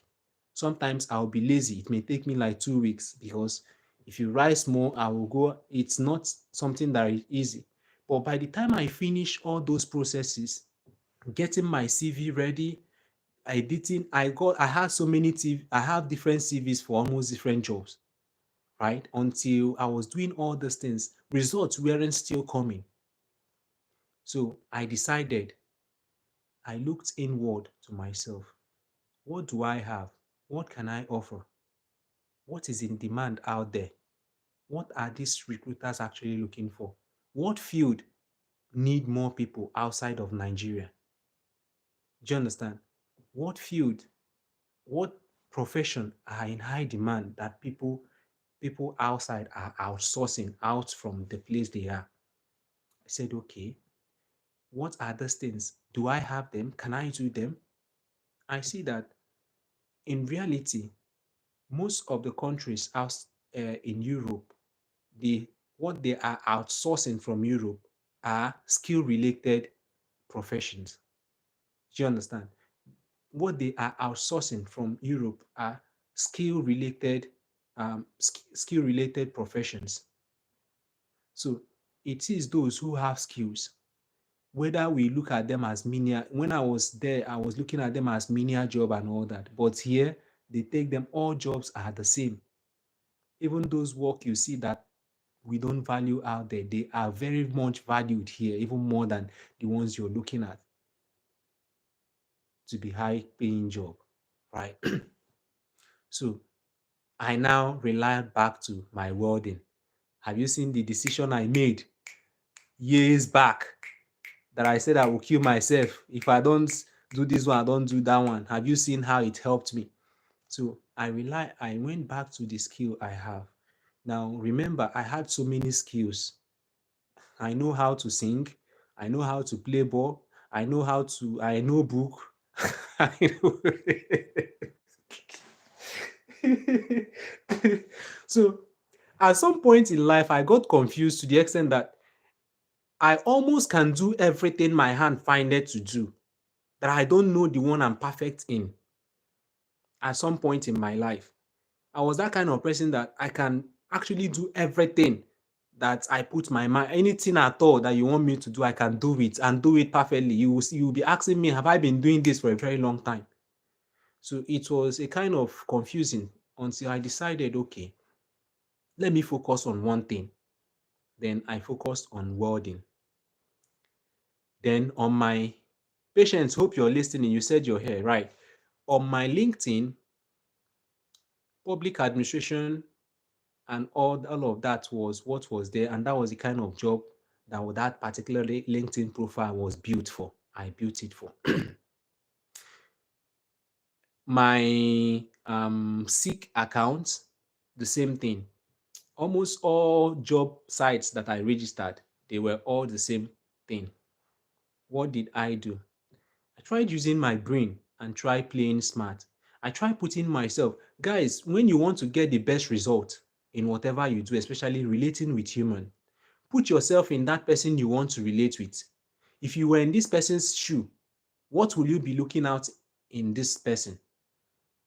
For instance, let's take for instance, if you want to know why somebody did what somebody will do if you bring him to a television set, put yourself in that person's shoe and try to look at some circumstances that surrounds the person and put yourself in those circumstances to know what the person will do.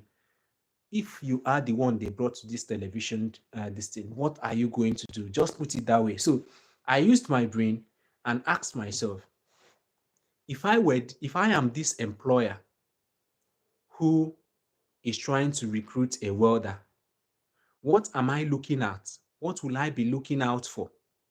Do you understand? What will I be looking out for? Then I now see that number one, I'll be looking out for somebody who have the kind of skills that I actually needed. That is number one.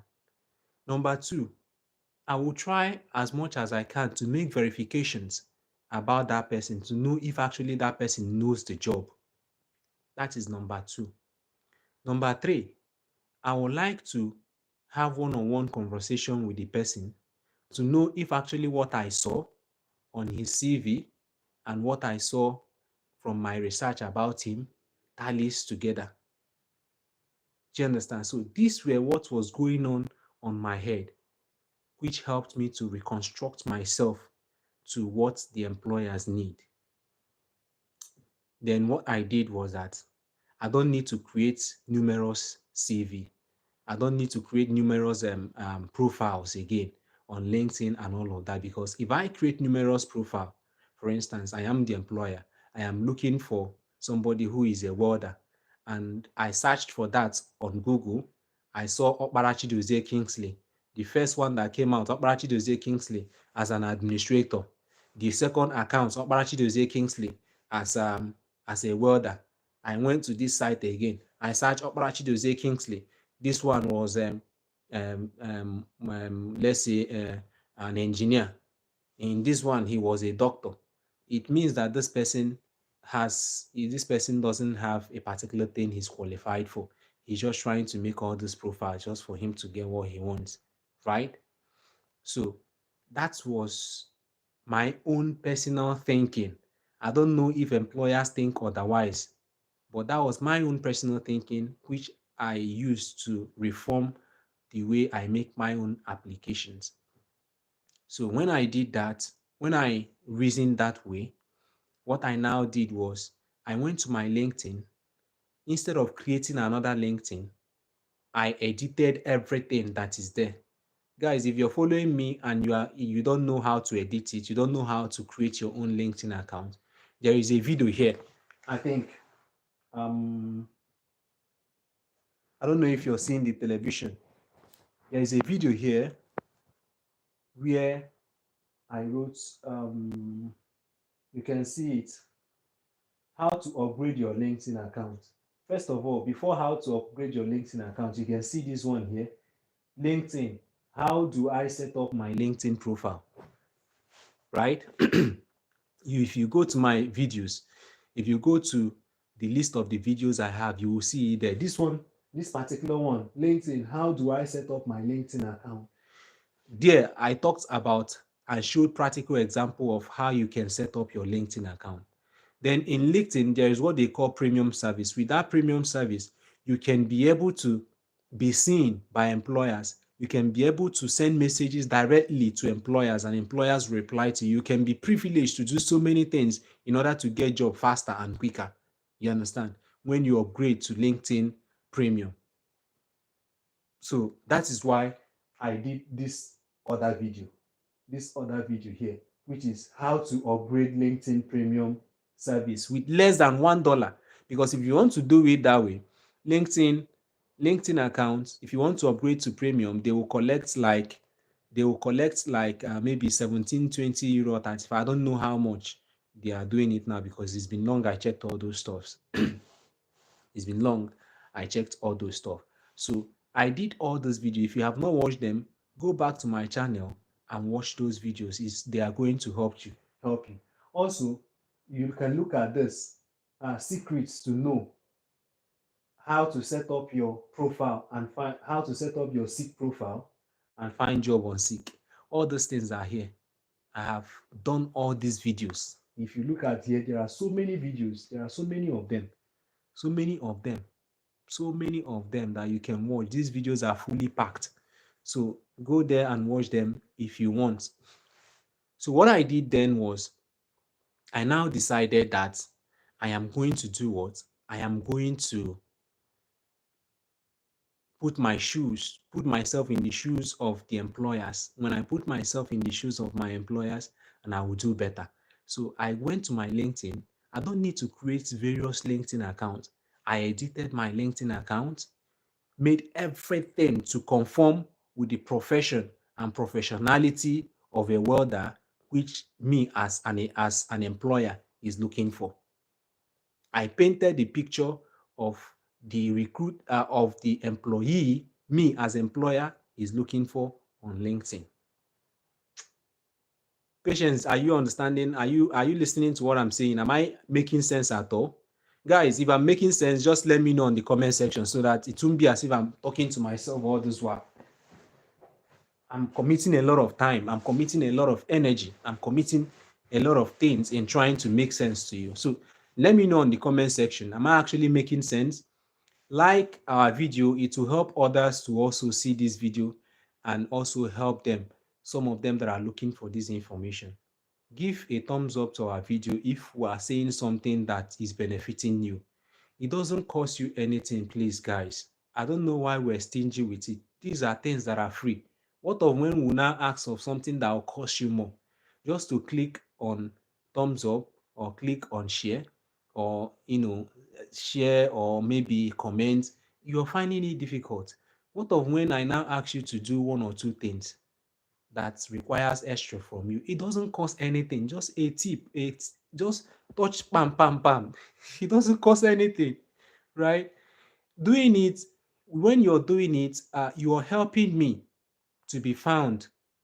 You're helping others to find me easily, and also helping to a kind of grow my own page or grow my own channel. You understand? That is, I'm not asking you to do what is undoable, right?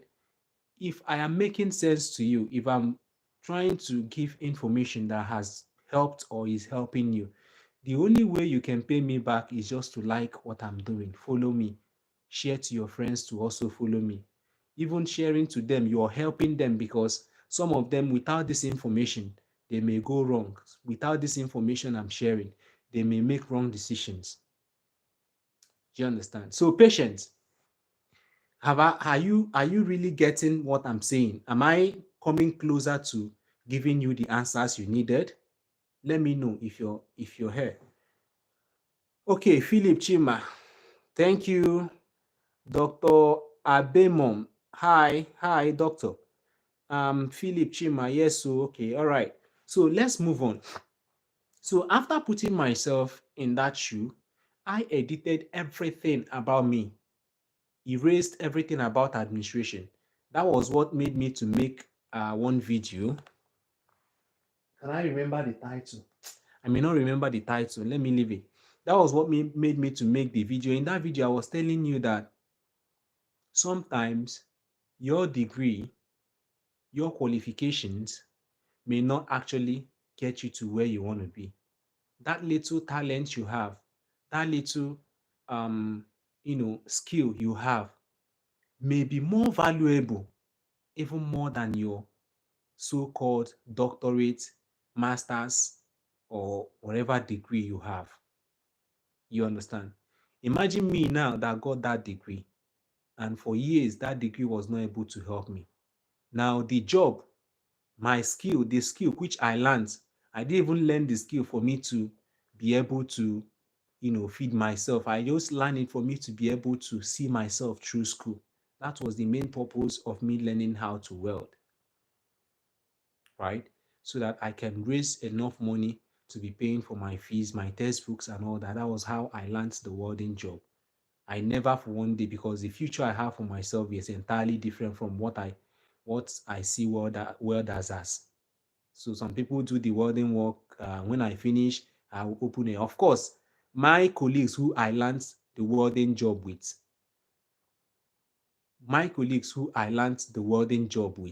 do you understand? Most of them have opened their shop and they are doing their businesses today, right? That is not the kind of life I want for myself. So I'm not going there. So after putting myself in their shoe, I edited my profile, removed everything about administration, removed everything about my degrees and the rest of it. I now try to find out what are the skills. Guys, listen, this is very, very important. Very, very important. There are things employers look out for when you're making application. I categorize them into two. Number one is soft skills. I don't know if I'm now beginning to give more than enough information on this video. But one thing you owe me is, please share this video to people. That's one thing you owe me. Share this video to people so that they can get the knowledge that you have gotten for free as well, right?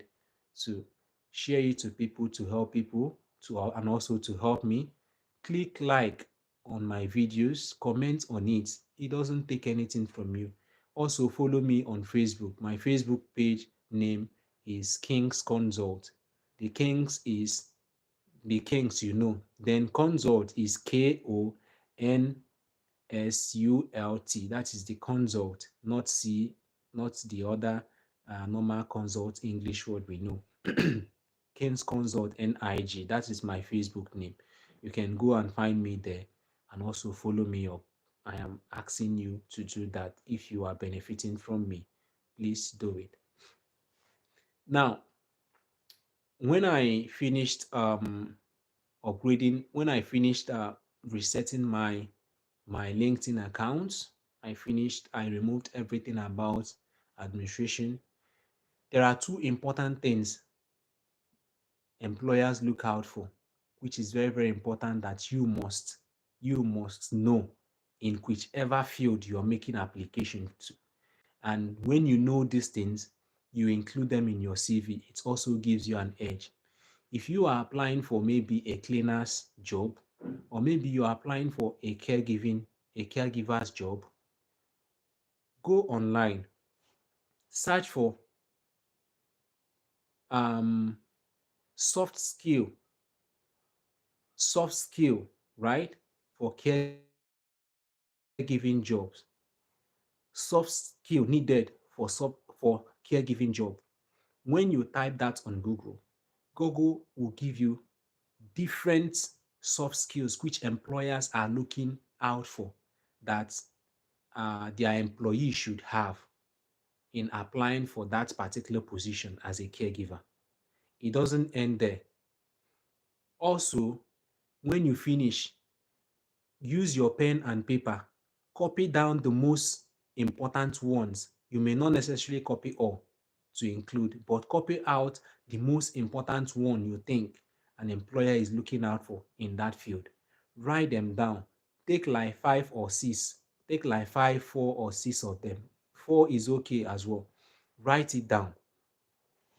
When you finish writing it down, also type hard skill needed for the same type of job you are applying to. We have soft and hard skills, right? So these two skills are very, very important. These are the things employers look out for. So when you have them, you include them in the list of the skills you have while making your applications on your CV. Guys, are you understanding? Are you listening to me? Sometimes the ones you include may not be among the one your employer will require, but some of them are related. So another secret of making your application in order to succeed and not to be wasting all the years making application without getting response is sometimes when you are applying, if you see a job description, don't just send your CV. Read their requirements very well. Read their requirement, the job description. If your CV is in line with it and maybe did not cover all the requirements, all the skills they needed, then draft what they call cover letter.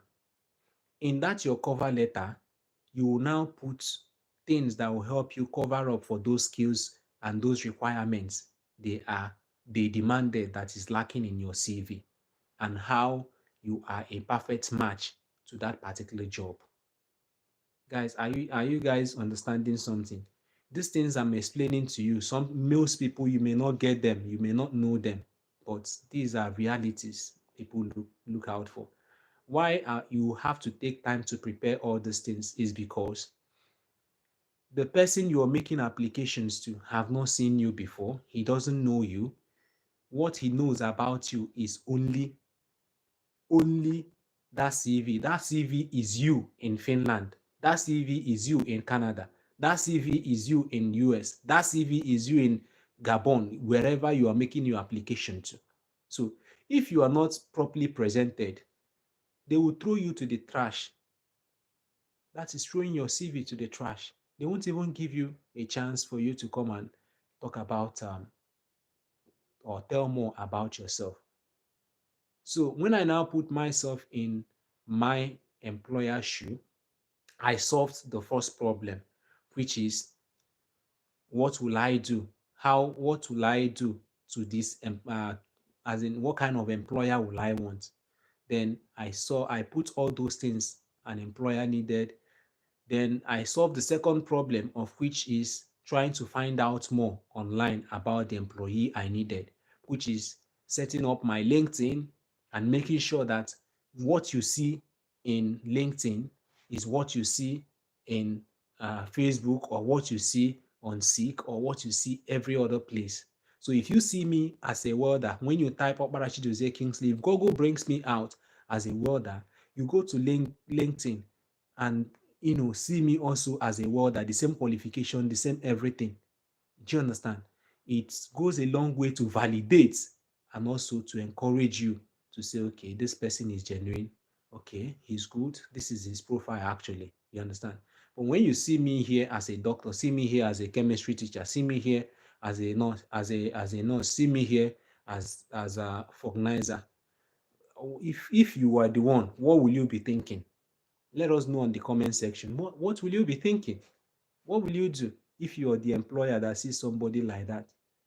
So patience, I believe I've been able to clear all your doubts. I believe I've been able to give you the answers and even add more to your knowledge. I believe I've been able to do justice to your questions. Now, let me send your comments on the comment section. Let me know if there are things I wanted to talk about that I forgot that you want me to talk about. Then I'll talk about it while I read the comments. Okay, Patience said certainly. All right. Hi, Mr. Kings. Raf here again. How are you doing? My bro, I'm doing fine. You can see I'm resting today and using today also to share knowledge, just like always. Gabriel Onyewuchi. Right on, bro. Got your back. Okay, Gabriel, I got your back too by giving you what you need. Hi, Pre-Dreams. Hi there. Patience said very correct. And Philip Chema, thank you very much for this, bro. All right, Chema, you're welcome. I really want to travel. If you really want to travel, there are no two ways about it. There are no two ways about it. It's true that some people may try to tell you they are going to do this, but if you really want to travel, you yourself have 80% role to play in order for you to travel. When I told you that I spent a lot of time in preparing, I am not joking. I spent a lot of time. I learned in the hard way, and that is why I'm sharing information to you so that you don't learn also in that hard way. It becomes easier for you. Now, those CVs, those cover letters, those things, I prepared them. I took time. I edited them. The CVs I was preparing, to an extent, I prepared a CV for fruit picker in New Zealand. I prepared a CV for welder. I prepared a CV for administrator. All those things, I was doing it on, but sometimes we are lazy. Sometimes we are lazy. Laziness, if we remember how to start this thing, we'll go. And tomorrow you will still continue wishing to travel. You understand? Everything in life you want to do has a price for you to pay. And until you pay that price, you can't have it. Guys, until you pay that price,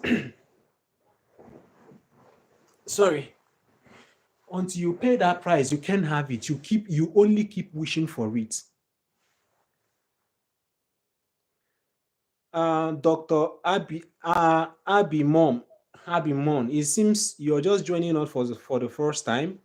If you're my subscriber, I don't think you should be asking for the site because I have provided almost all the sites, both on my WhatsApp group, both on my YouTube channel. Go to the videos, the list of my videos, like you can see. All these things here, all these things I'm showing here are my videos. You can see them. All these things I'm showing here are my videos. If you go here, let me click, maybe I can click on one. You understand? If you go here,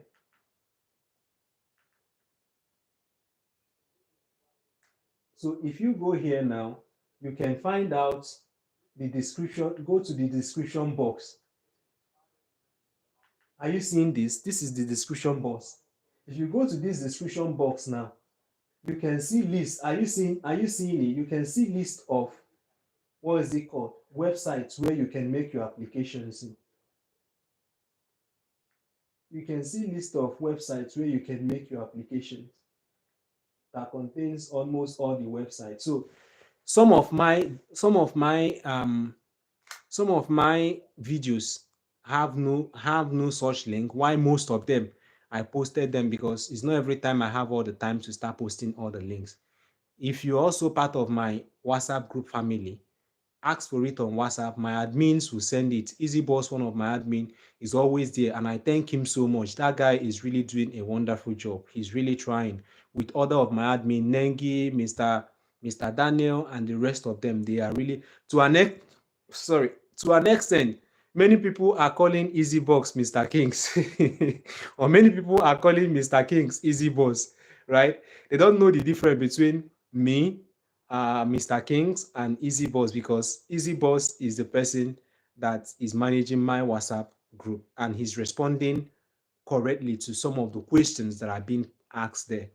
You understand? And that is very, very wonderful. So the guy is really doing a good job. He's really doing a good job. I really thank him for his selflessness and the rest of it. And all my admins, these guys are wonderful.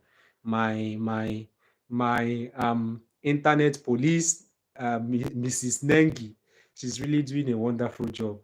And Mr. Daniel, the rest of them, there are many. There are many there that are helping me manage that WhatsApp group. So if you are part of that WhatsApp group, you can go there, ask for it, they will share it, because I've shared all those things to them. I've given them both my CV sample, my cover letter sample. I've shared it to them.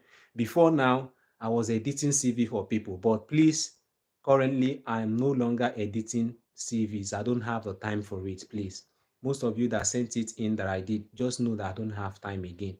When I had time in a day, I can edit up to 5, 10, 20 CVs, but now I don't have time to even edit one. Even one. I don't have time to edit even one CV. So I'm so sorry about that. I do it before, but now I don't have the time to be doing it. But I have given you everything you need. If you see this video, you can go to my channel.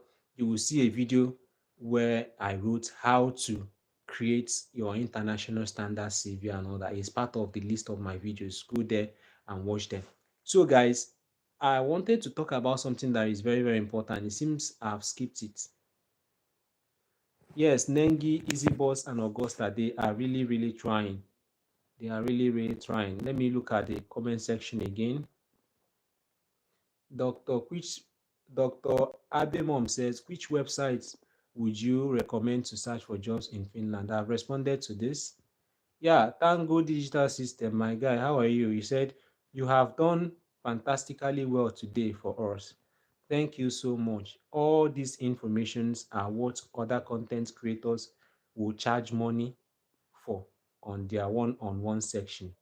God bless you, Mr. Kings. Yeah, currently I don't have one-on-one section page where you will click and have one-on-one and pay for one-on-one section with me. The reason why I didn't do this is because I'm a kind of person that believe in giving first to the people, right?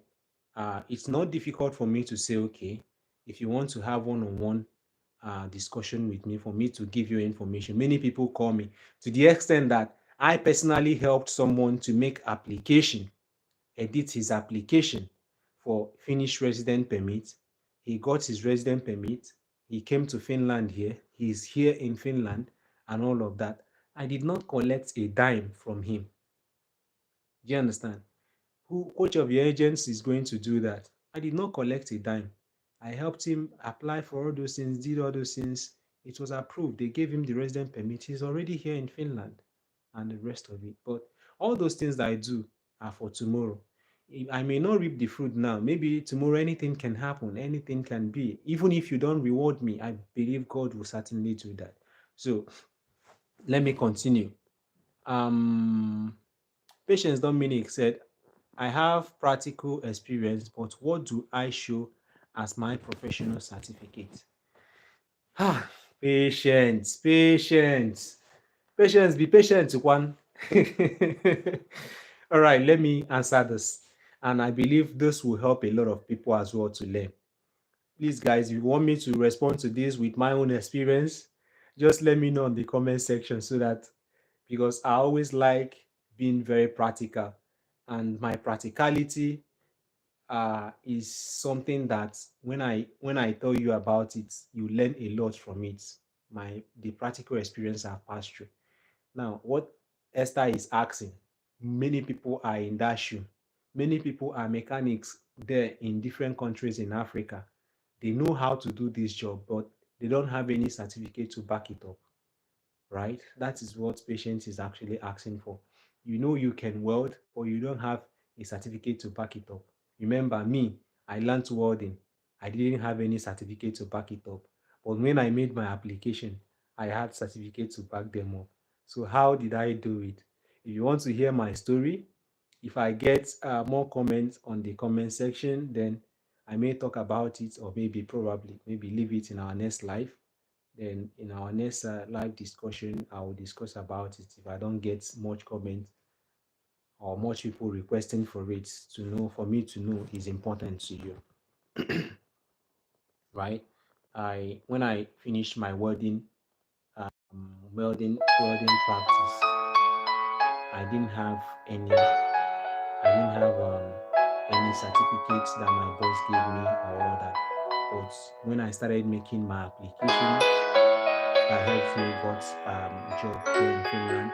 I forgot to tell you, it's not only Finland that gave me job. I got many jobs before I came to Finland. When my heart is overwhelmed, troubles feel like they won't end. I will hold on to your peace and.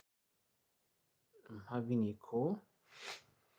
Okay, so why I chose Finland is that Finland was one of the places that didn't demand much money, because me that is making the application, then I don't have much money. I was looking for where it would be cheaper for me and where it would be easier for me. Now I got in Australia, I got in UK and all of that. So I got in Australia more than 3 times, 3 jobs, right? I've told that story. You can go back to my videos and watch them. Those videos are there for you to watch. So let's not go back. So if you want me to let you know how my own certifications and how I was able to prove the job I'm doing came to be, let me know in the comment section so that I will tell you stories behind it that will help you learn.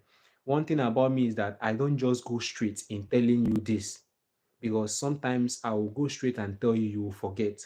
But when I back it up with practical stories, because I'm a man of practicality, when I back it up with practical stories of what I have done, how I did it, when you're doing it, when I finish it, it will stick in your memory, and when you're doing it, it will still be reflecting. You'll still be remembering it, and you can do it even better than I did. So that is the kind of human being I am. So let me know in the comment section while I still read other comments. Patience, I've read about patient. Dr. Abimom, you said, I just discovered your channel today. Oh, you're welcome, bro. Hope you have subscribed already so that you don't miss us, because if you don't subscribe after this live, you may find it difficult to find us again. Then patience don't mean it. Do employers Google any attached certificates? They joke. Some employers goes beyond what you can reason. Some of you get rejections, right? Some of us, seriously, patient, you're really trying. I must commend you for your comments. Your comments are very, very, you know, intriguing for me to respond to some questions or some certain things that I may not ordinarily talk about if you don't ask for it. Guys, I have a call that I want to receive. Do I pause this or? When my heart is overwhelmed, Just a minute, troubles guys. feel like they won't end. Hi. Hello, guys. Are you still there? Yeah. Patience Dominic, do employees Google any attached certificate? Yes, they do. Most employers does, except few of them. But most employers does. So most of us, sometimes we'll get rejections. We'll get unfortunately, but we don't know why. You understand? It may be part of it. So when they Google about you, when they search about you, when they try, most of them will tell you to tell them where you had your experience. Do you understand? So you have to also be prepared for all this kind of stuff. So it does. Tango Digital System said Nengi, Easy Boss, and Augusta, they are doing fine. Yeah. Nengi, Easy Boss, and Augusta are my admins. These guys are wonderful. They are people who I will always want to work with. By God's grace, if what I'm planning works out, they are people who really deserve to be worked with. They are really doing wonderfully well. They are doing wonderfully well. Then Ralph Oletu at Tango, very true, very spot on. Okay, that's what they do request exactly. Thank you, Kings, for this one-on-one. All right, bro. Thank you also. Then Gabriel Onyebuchi said, yes, I want you to also add your experience in the explanation. Okay, I will do that. Patience Dominic, you said I should respond. Okay, Philip Chema, yes, so I am electrician but don't have any certificate. I guess that's what you wanted to write. Okay. Then Sanusi, yes, Siri said, Dr. Sanusi, thanks, bro. You are a light to the young ones. I am a medical doctor who wished to practice in Finland. Okay, who wished to practice in Finland. All right then. Ralph later said, Mr. Kings, please share that experience with us, please. Okay, I'll share the experience. Then Gabriel Onyebuchi, please, we are eager to hear your practical stories, sir. We can't forget it. Patient said we can't forget it because many of us are in these shoes. All right. Yes, we are here. Please, brother, what is the meaning of white card? Because them do ask of it. Okay. Then I'll respond to all this one after the other. Let me go first to patient's question. All right, guys. If you are in the shoe that you have a practical experience like me as a welder back there in Nigeria, I went to do apprenticeship training, learned the skill, had the skill, know how to do it, at least to the certain level of qualification that is required there in Nigeria. But unfortunately for me, when I resoluted or when I made my research about studying or about working outside the country, I found out that telling employers alone that you know how to do this, you know how to do that without a proof, you go explain tire and nobody go listen to you. so so I looked, guys, this thing is not easy. It's not, I passed through a lot. But it's good as I'm laughing and telling you the stories. So I passed through a lot. When I was making those applications, I made so many errors. I made so many mistakes. And one thing about me is that I'm a person that never gives up. If you know anybody who know me, I don't give up.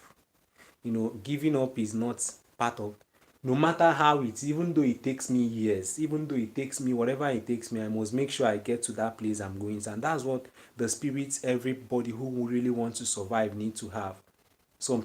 If some people pass through what I passed through, they may give up. They may have given up since.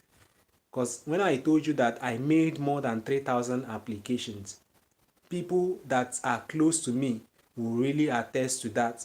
To some extent, some people around me were saying every time you're doing what, is this thing really working? Do you understand? Does it work?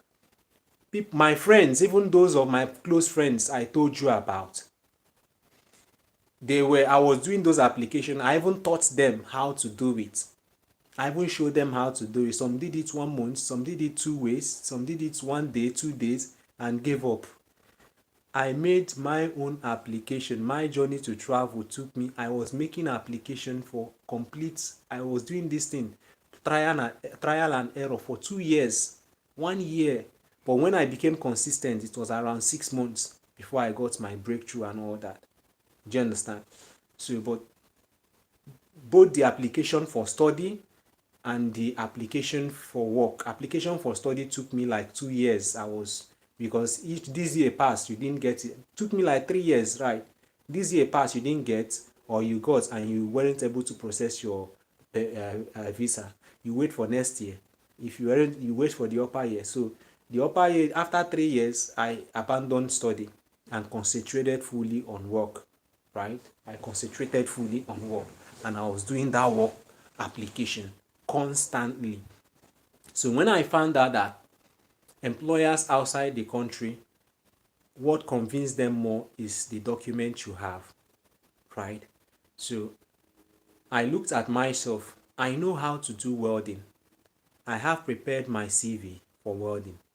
I have prepared, that time, yeah, I have a CV for welding, but it's not the final edit I had on my CV. Like, I edited my CV so many times.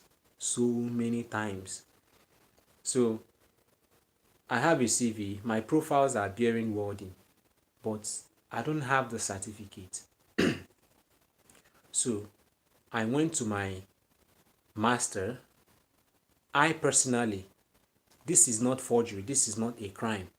It is what I have done and what I have experience for. I went to my master. I told him, okay, I have learned this. I have learned this. My master is that type. Ogam, like my oga in our local language, we call them oga. You understand? Anybody who you're learning work from is your oga. So ogamu, my oga didn't give me any certificate, and he's the type that he didn't go to school. Me, I went to school and came out, and I'm a bit more enlightened than him. So if I tell him to give me certificate, he may not know what to do or how to do it. Me, I know the requirements these people needed. So what I did was that for me to make it legit, I'm telling you my own personal story. I don't know how yours is. For me to make it legit, I went to my friend that is a web designer, is into all this designing of a thing. He designed a good. I discussed with my boss. He said he doesn't know how to go about that, my oga. So I designed that with him, and then I took the certificate to him for him to sign for me. Since he doesn't know how to do it, he signed it and it became authenticated. It became an authentic document with his own company's name and every other thing. So for some of us that learned the trade from companies or from anybody, just go to the person, tell the person, discuss with the person. The person will use the name of his company that he's working in, or his business name, and use it to create your certificate for you. Do you understand? That is, apart from that, I still backed it up with other documents that I had. But I think this will go a long way. This idea I've shared now will go a long way in helping some of us. Please, I didn't say you should go and forge any document. I did not forge mine. It was my discussion with my boss. and he also signed and all that. Do you understand? So that is how I did mine and got that trade certificate for welding that I used. Do you understand? So please and please, if you learnt a trade, make sure you get a certificate. It is very, very important. Some of us don't look at it as anything, but it is very, very important. That certificate is very, very important. It may not pay you in Nigeria, but it pays outside, right? So it's a good document for you to back up whatever you did. So I don't know if you guys benefited anything from the story I just told now. Is there any other thing I missed out that you may want to ask me? Just let me know in the comment section. Let me know on the comment section as I am reading the comment section. I just discovered your channel. Okay, I've read this before. Now, Patience said, do employers Google? Okay, I've also talked about this. Employers go as far as check. Listen, guys, that's why I like Patience's comments sometimes. Most of her comments are very, very meaningful. She asks questions that help almost all of us that are watching. Now, employers go as far as checking your social media handles. Remember when I told you that what actually helped me in getting job was that I finally tried to switch myself to an employer and switch an employer to me being the employee. I tried to switch position and reason the way they will reason if they were if I were to be them and if they were to be me. I switched those two things and tried to reason beyond. I stopped reasoning as an employee and started reasoning as an employer. Guys, I don't know if you understand the difference. Before I got my own job, I stopped reasoning as an employee and started reasoning like an employer. Do you understand? Did you get the sense? Is there any sense in what I just said? So I just put myself in their shoes and was thinking, what kind of things would they be doing? To the extent that I started browsing about how recruiters recruit people they employ. You can see how far I went. It's not just you staying there to say CV. I went beyond the CV. You look. I really, it wasn't really easy for me, but that's why I told you that once I decide to do something, I don't give up until I get that thing.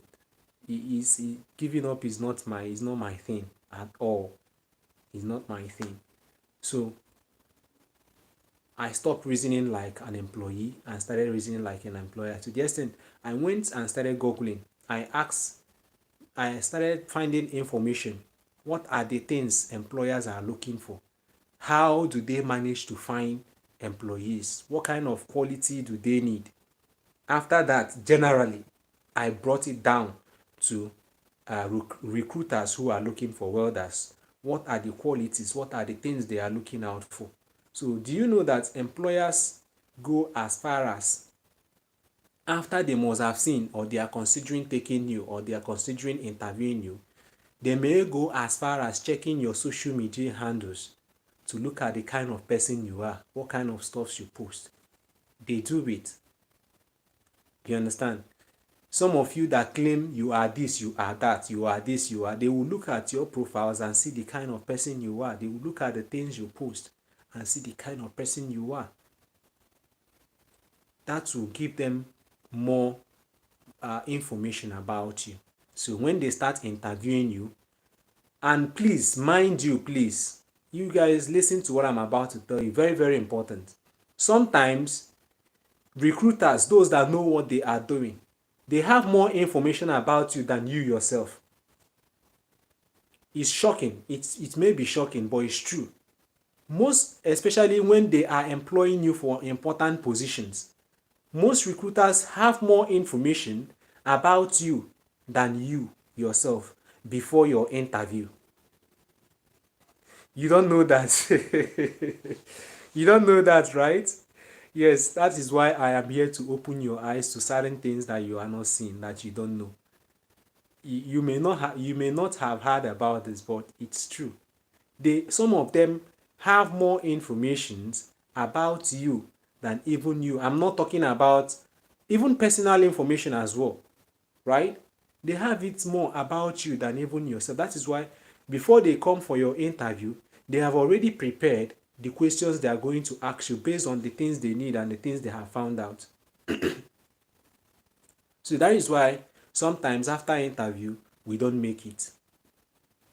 Or sometimes we don't even make it to the interview based on what they found out about us that are not interesting or that may have discouraged them. So, patience, I hope I've been able to clear the question you asked. If I did not clear it properly and if I'm not able to do justice to it, just let me know and let me know the angle you want me to go. So also every of my followers that are watching, please, your question, like you can see, I'm a person who your question prompts me to give you more of what you need. If you leave me this way, I have a lot of things on my head, like I always say, but I may not necessarily go into all of them without you prompting me to go to anyone you want me to go to, right?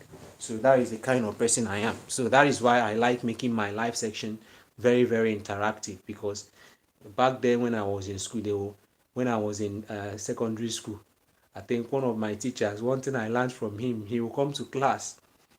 He's of blessed memory now. His name is Sir Emeka. I love that man so much. Emeka Mbadiwe, God bless his soul. So he will just come to class and write, "Do you know that?"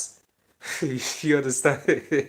And sometimes I answer most of his questions, and when you answer his question, he will dash you money. You don't know the kind of motivation that normally gives me. Like, he will dash you, you answer first question, you get it correctly, he gives you money. You answer second question, he still gives you money. He still buys you something. That's it. Like the best teacher so far there.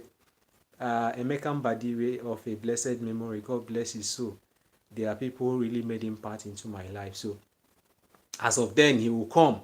He will ask you, when a person is talking alone by himself, what type of communication is this called?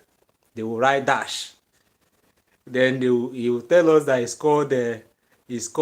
when two or more persons are talking, what is it called? And when someone is talking alone and nobody is responding, what is it called? Do you understand? So that is that, to say that it's a monologue, but when two people are talking, it's a dialogue. So when you're talking alone, it's a monologue. So I don't want to be monologuing. I don't want to be talking alone.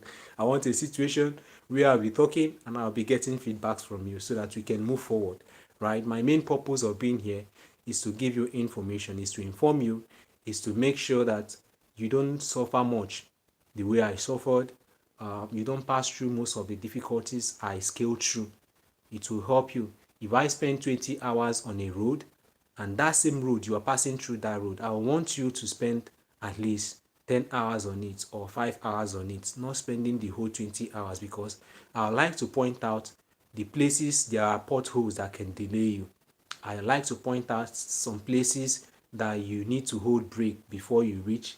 I have to point out some ditches, some places that have some kind of traps so that you don't fall into it. That way, you will maximize your time and get to where you're going faster than me that didn't have any information about the road. I just started following the road. That is the difference I want to make, and that is the kind of person I am. Now, please, I'm reading the comment section. Let me see what you have put. This is an opportunity for you to also say something if you have been there. Remember, on my social media handles, my WhatsApp, sometimes you will send a message. It can be there for 2 weeks before I reply if I have the time. It can be there for more than 1 month or any time I have the time to reply. That is when I reply. I am so sorry about that, because there are so many of them. Sometimes I may even scroll I may scroll, like maybe today I want to respond to 15 messages. I scroll down to 15 messages. Then the ones down, I may not see them again. Another ones will cover them. Do you understand? So it is not really my fault. I'm serious about it. It's not really my fault. So, but if you send them on this live section, I can see them instantly and respond to them. Now, okay, I've responded to this. Atango, very true. All right. Gabriel, yes, I want to. Okay, I've read this before. Philip Chima said, yes, so I am an electrician, but I don't have. Okay, I've read all those comments. Raf, relate to Mr. Kings, please share that experience with us, please. Okay. Raf, I hope I have shared it right and you have benefited from it. Let me know. Please, we are eager to hear your practical stories. All right. We can't forget it. I've read all those things. Philip Chima, please, brother, what is the meaning of white card? Okay, because some of them, just like what card, just like depending on the type of job you are, like my own now, they are asking, most of the cards they require is they will ask you for safety card, what's it called, safety card. They will ask you for um hot plate card. Is it hot plate card? They will ask you, there are so many cards they ask for that are related to your job. Do you understand? So when you are in that particular country, you need to have it. In Finland here, if I wanted it, I pay for it here in Helsinki and I'll get it. Then Sugar saw me. Hello, I welcome you. You're welcome. Now, Patience Dominic, what if employers Google it and can't find it online? Are you are you are you are you are you a spirit that they can't find you online? Now, what's okay when they Google what and can't find it online? If they Google it online and can't find it online, maybe probably they will settle to asking you more questions about it, and your response will actually help them to make decisions on that. But mind you, some of these questions are very, very tricky. And your first, when we did philosophy in school, if you want to catch a liar, just be patient with the liar, right? Just be asking the liar questions. Then after, collect all the answers he or she must have given. You see that sometimes your first proposition may be the same with your second proposition, but will disagree with your third proposition, right? Sometimes your third proposition may be in line with your first proposition, but disagree with the second proposition. So this way, you see that those things, there is something fishy, and they will keep asking questions based on that second proposition that is not in line with other two propositions to still make sure that they disagree entirely or they agree entirely before they will agree with you. So that is philosophy, and that is philosophy. When we were in school, I think the course code. I can still remember the course code. The course code. Those of us that went to Imo State University as of then, GST 103 is philosophy for us in our year one. So I don't forget all those stuffs there. They are very, very wonderful. Patience, Dominic, we understand. Okay, you understand now. Thank you. You mean employers will Google that certificate and find it out? They will ask you the company you got. They will ask you the company. Like me, they ask me where I worked in and all of that. You understand? Sometimes I use diplomacy to answer them because I know what they are thinking. I know what they are looking for. So some of the things I wouldn't want them to find out, I'll use diplomacy and know how to answer those questions. You understand? But sometimes if you're not learned, your diplomacy may lead you to being messed for. Okay. Now, Gabriel Oyebuchi, thanks, bro. Your information is gold. We understand, sir. All right. Now, Show Hell said, show hell, no show me hell, I beg. I want make you show me heaven. Is it show hell? Did I get it correctly? No show me hell, I beg. Show me heaven. You said I should reply you. I want to go America. Please tell me from India. I don't understand what you mean. Go straight to the point and let me understand exactly what you mean. You want to go America, I should show you or tell you from India. I don't understand, bro. And you said I should reply you. Ralph Oletu, hello Mr. Kings. Thanks for all you do. Please, can you help us understand what other documents we can start gathering and putting together while applying for prospective jobs? Okay, Mr. Ralph, you're welcome. If you want to apply for a job, first of all, please, guys, and here I missed something while answering patients. You see why asking question is very, very important. If you don't ask, I may not remember this to add it to the previous information I must have given you guys. Now, patients, I forgot to add this to it. Even when you must have gotten that certificate from maybe where you land the job or the company you have worked with, just get an evidence. If you have been working in a company for so and so period, you can get attestation letter from them. You can get anything from them and also get a certificate. Also, please and please, if your certificates or degrees or documents are not enough, try to make them stronger by taking online courses. There are different free online courses that one can actually take to, a kind of strengthen his documents. It's very, very important. You can still take them, or better still, go for practical trainings that can last for a very short period. Get yourself, just a kind of improve yourself a bit. You understand? Because out there, it is very, very competitive. Imagine you looking for a job in Finland. Somebody from India is looking for a job in Finland. Somebody from Pakistan is looking for a job in Finland. Somebody from, even some poor European countries. Somebody from, what is it called? Especially these people that I want to mention now. Most of them, they are the ones that made it more competitive for us as well. People from, why did I forget this country's name? Philippines, right? That is why sometimes when people say they are leaving Nigeria, you see people say, hey, they are traveling to Philippines. Are you going? Do you know how to do Yahoo? Is it Yahoo you want to go and do? If you want to go, I didn't say anything. But then, there are countries when you want to hustle, you go to. There are countries that after getting there, you will regret ever going there. Because most of the citizens there are still looking for a way out, just like you. You understand? So I have so many people who are contacting me from different parts of the world. Most of these countries, people use frustration and enter, say, okay, let us go out there first and start from there.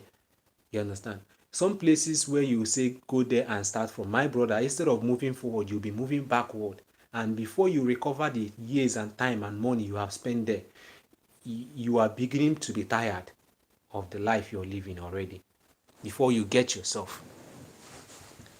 Sorry guys, just a minute. I'll be back just in a minute.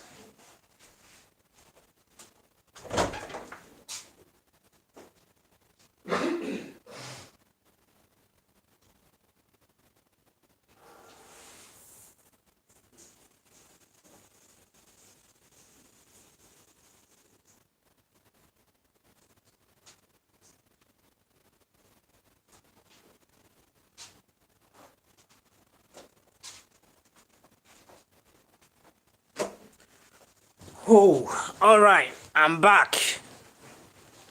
So where did I even stop? Remind me, oh, please. Remind me. Seems this hair is grown, oh. In Europe, imagine. Guys, I didn't even tell you guys. Do you know that in Europe, I learned how to barb hair. The hair that nobody taught me how to barb in Nigeria. the worst, I never thought for one day that I will ever know how to barb myself. It's really, because as an African man, I'm very calculative of how I make my expenses. I don't care what you think about it, but then I am very, very concerned about my expenses, right? I'm very much concerned about my expenses, and if it's not really what I really want, if it's not giving me, I do it myself. Going out there to barb with at least 40 euro, 30 euro, calculate it. I convert the money in naira. I always do this. I don't joke with money, you know. I convert it and see how much it is. I say, okay, let me. I started barbing myself, and to an extent I became a professional in barbing again. So that's that for another day. So let's look at what I was actually talking about before. Remind me, what was I talking while I read other comments? Can you help us understand what other document? Okay, I was talking about other documents you need to.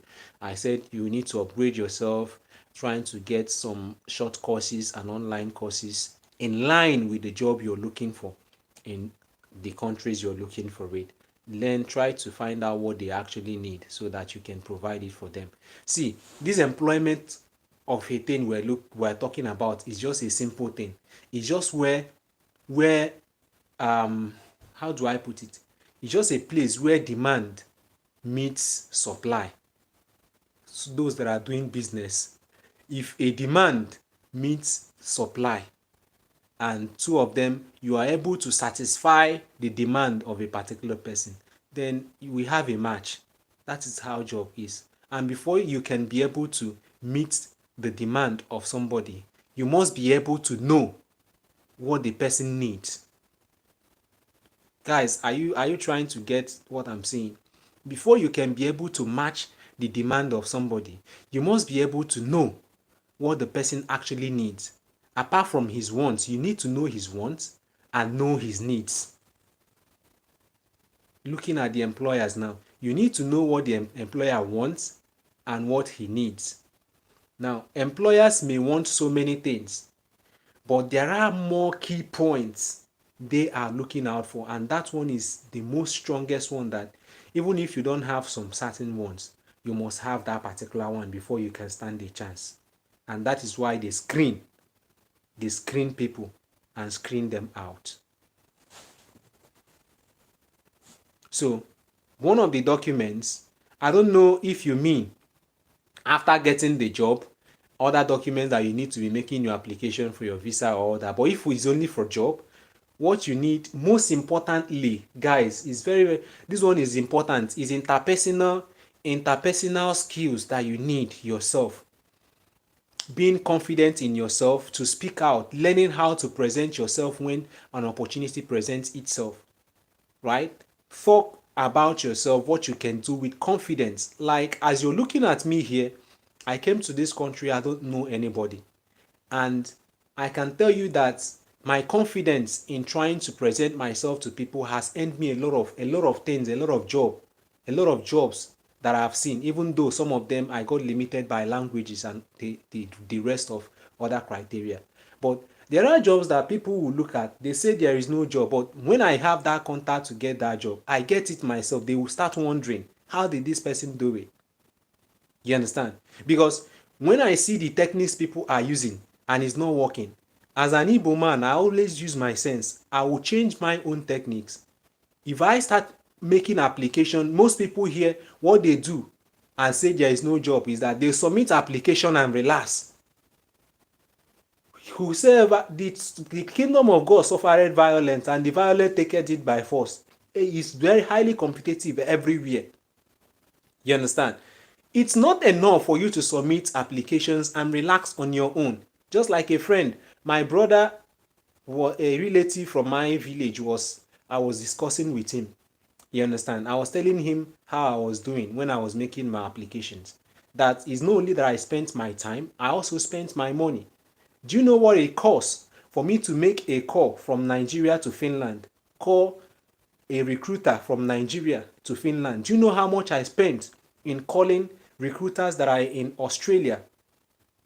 Do you know how much I recharge in calling recruiters that are in UK with Nigerian number? Do you know how much it costs me to be calling a recruiter that is in that is in Austria, that is in Germany? I made all those calls, and frankly speaking, God bear me witness, I did all those things myself. I spent money in calling them. If I make application and it's not enough, I looked at it, and most opportunities I got were because of the calls I made. Most of the opportunities I got were because of the calls I made. Some of them you will send the application, they may forget. Some of them have other application that covered your own. So when I now call them, I remind, they say, okay, send us your application. I say, no, sir, I have already sent my application to you. Imagine, I will start explaining that I sent an application to your mail directly to you. That my name is so so and so. Okay, that time they will be on the system. Okay, can you tell us your name? What name did you use in sending the application? I'll tell, okay, sir, my name is Okparachi Jose Kingsley, and the email address I actually use in sending it is so so and so email. It's okay. Oh, okay, we can see Chidozie. You sent your application 2 weeks ago. Yeah, I can see it. Oh, that's good. Okay, let me take a time and look at it. I'll call you back. Guys, is it not a magic? Application I sent since 2 weeks or 1 month or thereabout. They did not see it, they have not seen it. But after I gave them call, this thing I'm telling you, I did not do it once. I did not do it. It's something I keep doing. I keep doing it. If I send my application, I find out that I have not gotten response. I am following it up with calls and sometimes with a reminder email. You guys are not understanding me. I don't know if you're really getting what I'm saying. So this journey of traveling is not a child's play for me. I don't know if it's because of how I always make my decision. Once I make my decision, I go extra miles to make sure that I achieve it. Right? I don't just joke. I don't just play with it. I go extra miles. I work myself out. If people are working 3 hours in order to be comfortable for them, I work like 6 hours or 7 hours more for me to get it. And because I know that I have more limitation than those people who are working 3 hours, I put times 2 or times 3 of what they are working in order to get mine, because I know it may not be that easy for me, but my effort will make it come true for me. That is how my own belief is. So people tell me, oh, we have been making application, and people will just even go and make application. Maybe see a job post, they apply, send their CV and relax, do it for 1 week. They will come back to me. We have been doing this, is not working. Can you help me out? Do I have job? Do I have recruiting company here? I can only tell you how to go about it, how to do it, because me, I have passed through it. Please and please, don't mistake me or don't rate me higher than what I am. Don't rate me higher than what I am. As of now, I don't give job to anybody because I don't have job. I don't have jobs. I'm not a recruiter for now. So when you're calling me, please, brother, do everything you can to help me out of this country. I want to come out. While I have given every information that can help you out of where you are, if you're willing to follow, if you're willing to take the necessary step, if you're willing to learn, to listen, take action, act. It is not only hearing. Breakthrough cometh by hearing through action. You hear and you act. Right? That is how it is. If you hear alone, get motivated, few minutes, you are dismotivated. Then of what benefit is it? Just like I told you, that guy that helped me, his name is Nemi Selema. I met him in a bar where he motivated me to go. Assuming after motivating me, after praising me, oh, you can sing very well, you can do this, you can do that, and he motivated me to go and write Jamb. And after talking to me, I went back to my house, say, this Jamb, I don't even have the money. Oh, can I even pass the Jamb? I started discouraging myself. At the later end, that motivation will die off. It will die. And when it die, the next thing I will do is to forget about writing that Jamb. And that is how I'll forget it. Maybe even if I work after 2 years, I may get discouraged of going to school again, but not my kind of person anyway. Do you understand? But immediately he finished telling me that, I started thinking about that. I started incorporating that into my plans. I went after that day's work. If not even after that day's work, the following morning, I did not work. I went straight to the cyber cafe and went and registered for that Jamb. So I'm using it as a practical example. It's not enough for you to listen to me, get motivated, and you don't act on it. It's shit. What I want from you is that after saying all those things, you come back. Oh, I have been able to do this. I have been able to do that. What I benefit from it alone is, oh, thank God. If you know me, for those of us that have helped already who are in Finland and all of that, if you know me, I don't go beyond that. Except maybe when you need extra help, you come to me. Okay, I can tell you if I have information on that, I give you the information. But I don't expect anything from you, because if you want to live long on earth, have no expectation from people. People can disappoint you anytime, especially that time you needed their help most. You understand? They can. So I don't look out. If I do my own part, I do it that I have given what I know I can, and this is my own personal decision to it. So that is that. Where did I stop? Let me know. Let me read the comments before I start. Remember, I always tell you your questions can prompt me to say more and give more information. I have a lot of information on my on my head. When I get your questions, when I get your reactions, it can prompt me to give you more. If you're really enjoying what I'm doing, please, why don't you share? Why don't you like? It doesn't take you anything. It doesn't take you, if just a click on that like button that looks like this, click on it, comment, click on share, share to your people. It doesn't kill you. What of me that is spending time in giving you back information that will help you, and if you put it to action, it can even help your life throughout. You understand? Before I got all this knowledge I'm sharing to you, I suffered. I spent a lot. I also spent a lot of time. It cost me a lot. But I'm giving it to you free of charge from my platform. And I'm only asking you to just share, click, like, so that other people who needs this help can easily find it. Because the more you like this, the more people find this video and watch, right? And that is the only way you can support us. Also follow us on Facebook. Like I said, my Facebook page name, sometime maybe sometime you may not be seeing me often on YouTube. If you're not seeing me often, just know that I'm doing more work on Facebook, right? So most of the information may not be here, they will be on Facebook. So that is the reason, more important, why you should also follow us on Facebook, because we interchangeably use those two platforms to share our information. So let me read comment. My Facebook name, like I always say, is King's Consult. Kings, you already know the spelling of Kings. Then space. Consult is KONSULT. Then ING. That's King's Consult and NIG. Abbreviation of Nigeria, so to say. Maybe I will go and remove that Nigeria from it, right? Is it okay for me, or should I leave it that way?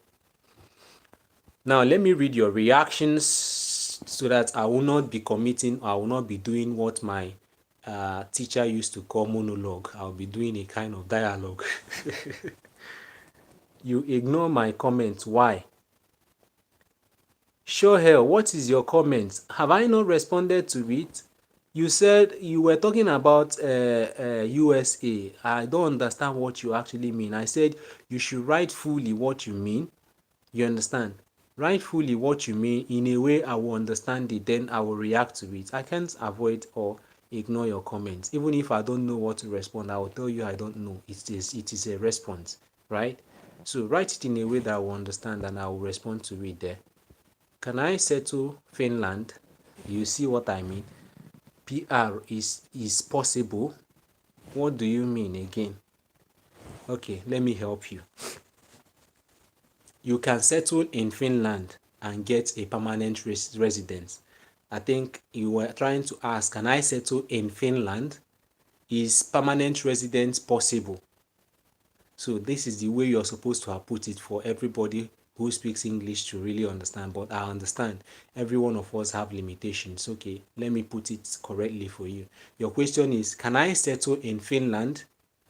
Is PR, that is permanent resident, possible? If I'm correct with what you mean, let me know in the comment section. So let me answer it the way I put it now for you to understand. Settling in Finland is wonderful and very, very possible. And getting a PR, permanent resident, is possible. but you have to pass through some processes. If you want to get a permanent resident, maybe you came here through job, you have a job. After staying 1 year and maintaining that your job, you apply for the renewal of your permit. They will give you 4 years. Then after 4 years, making it a total of 5 years that you have stayed, you can apply, or within that 4 years self, you can apply for a permanent resident. If you meet all the criteria they require from you, they will give you PR, that is permanent resident. After 1 year extra, you can now apply for citizen to become a Finnish citizen and get Finland passport. This is the process and how it works. But mind you, terms and conditions apply. All right. Then Finland is good country. Oh God. All right. Yes, Finland is a good country, bro. Do you believe Jesus? I think you're taking us out of what we're here for. So let me go straight. My dream country is USA. All right. USA is also good, bro. I want to settle there. Patience Dominic says, if you want to prove your years of experience, will the certificate be dated back? That is a strong one. Will your certificate be dated back? I think the best thing for you to do is to be straightforward, to be truthful to whatever you're doing. You understand? Put the dates, put the experiences you had as at when you had them and when you have them, and then use them. If you don't have enough experience, that is when your skills comes in your cover letter. If you don't have a good experience, your skills comes in to cover for you in your cover letter. You use your cover letter as an important tool then to write to the employer convincingly how your lack of experience and your skills can cover for your lack of experience. Do you understand what I mean now? Yeah, I think. Let me know if I was able to answer your question. Then Tango Digital System said, yes, I remember that time you newly wanted to barb and they told you you need to book an appointment. Yes, I think that video is here. When I went for the first time to barb, they told me that I need to book an appointment. Man, the money I want to spend myself, I came, you said you cannot back me, that I needed to have booked appointment, but that's how things are done. That was when I came new here. I didn't know the system. So they told me I need to book an appointment. If I book an appointment, then they will give me a date when I'll come and barb. Imagine. Something that in Nigeria or in most of our countries, I just walk into a barber shop where they are looking for job safe and they will barb me. Highest, I'll pay like 500, 600, 1,000 to barb my hair. But here, I'm paying 30, 40 euro to barb hair. Yet you are telling me I need to book appointment. So I decided to learn how to barb myself and started barbing myself. Don't mind me, oh. Life can teach you a lot of things, and me that is a kind of person that adapts in all conditions. Whichever one you throw at me, I will chest it and be going where I'm going. So that's me.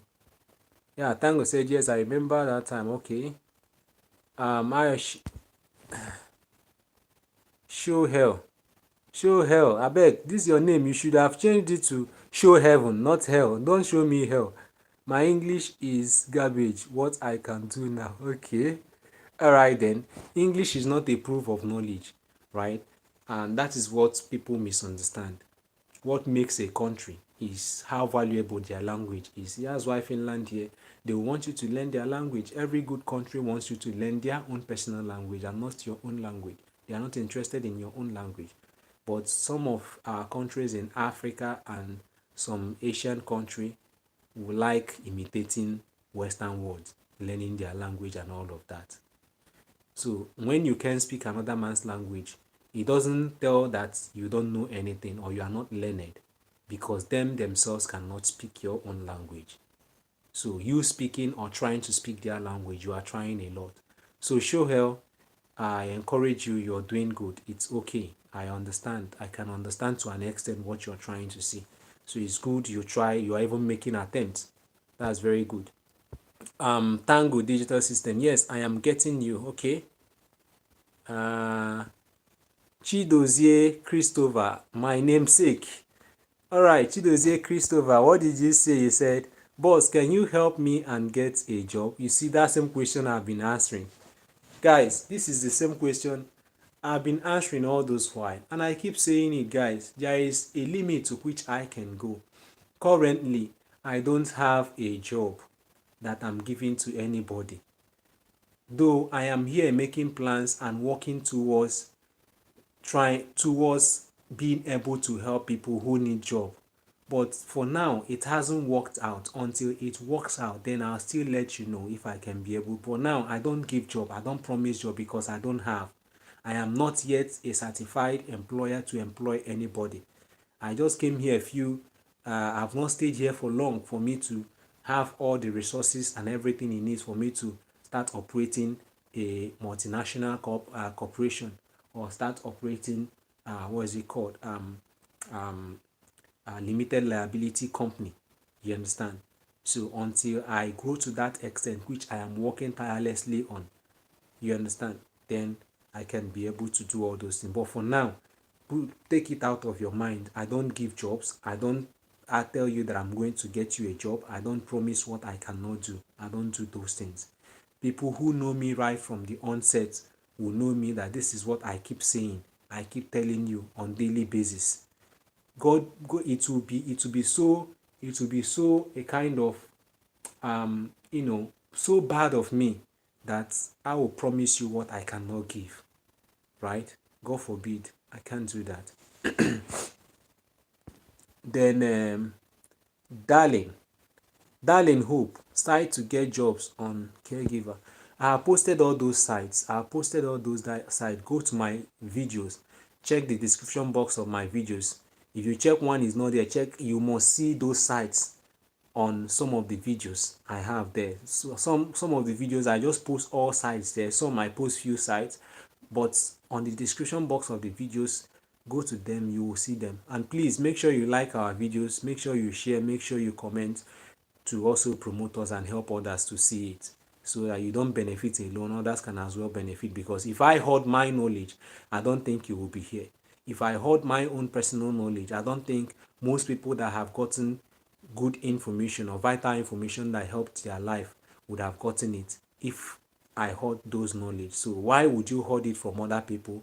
By not liking, by not sharing, by not commenting and promoting us.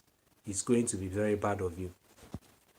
Now, Dr. Abemom say, boss, thanks for all the information. Aside from applying yourself, do you recommend recruitment agency? Okay, I will also talk about recruitment agencies now. Jesus Christ, do you know that I've been carried away that the main thing I wanted to talk about today, I ended up not talking about it. I wanted to talk about job routes and work routes, which is better. And you guys didn't even remind me. Maybe the level of information we have were much that we couldn't even remember, and how interesting it is, most of us forgot and get carried away by what I was saying. So which of them do I talk about, guys? Let me know. Do I talk about job route and study route, the one that is better, now that Dr. Abemom brought out recruiters? Or do I talk about recruiters here in Finland? Do I respond to this question? His question is, guys, listen, so that you choose between. If I get like 10 comments telling me that to go for it or not to go for it, then I will choose the one to treat. 10 comments. Out of that 10 comments, the one that is higher, the one that demand one most, is the one I'm going for. Dr. Abenus asks, boss, thanks for all the information. Aside from applying yourself, do you recommend recruitment agencies? So in this his question, I want to talk about recruitment agencies, how they function here in Finland, and how they can help you, or the limit they can go and what you can do. So I also want to talk about job routes and work routes, which of them is better in migrating abroad.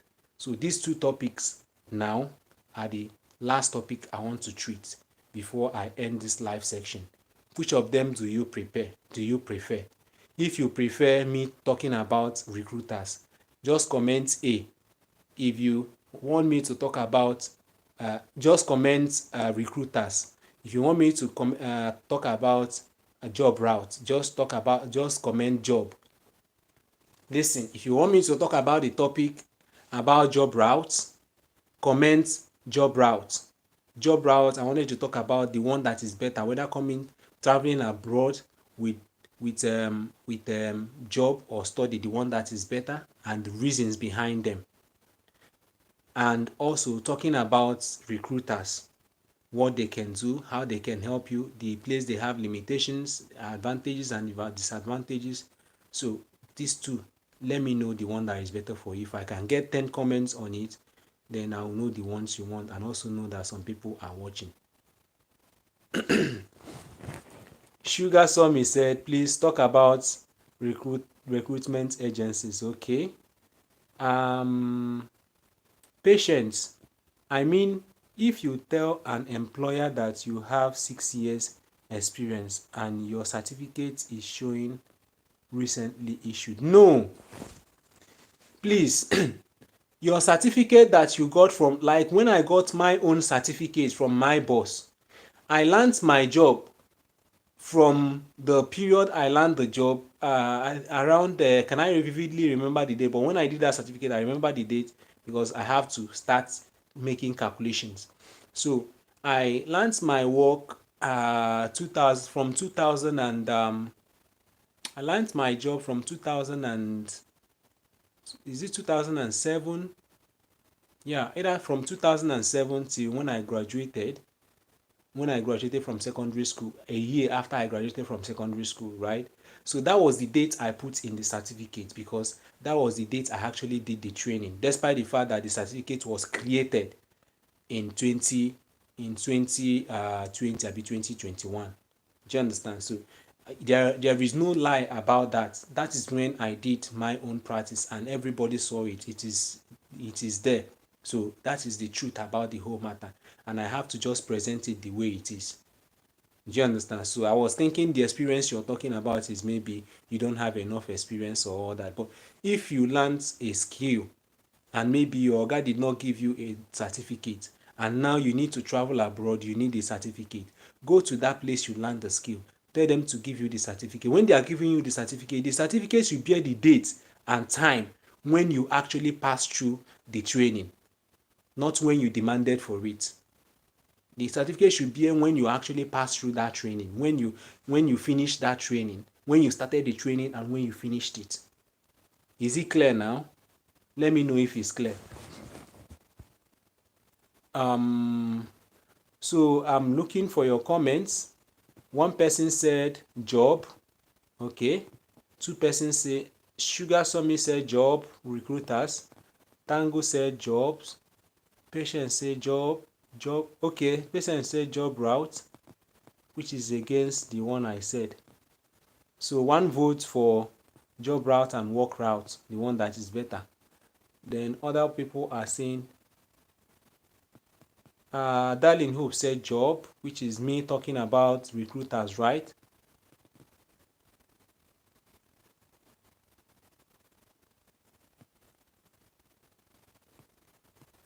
Mood Africa, job route. Sugar Summy say, oh, I should do both. I may not have time to do all both of them. So that I have a lot of things to be talking about on our live. That is why you need to be joining us every day on our live. At least for the next 1 month, I'll be doing live. The reason why I'm doing this live is not that maybe I don't know how to put it, but the reason why I'm doing it actually is because I don't have the time to start videoing, editing, posting. Do you understand? I do it when I had time back then in Nigeria, but since I'm here working, I don't have all that time to be videoing, editing, sitting at a place. Today, I am doing this live because I didn't go to the work today. I decided to rest a bit and using the time to educate us, right?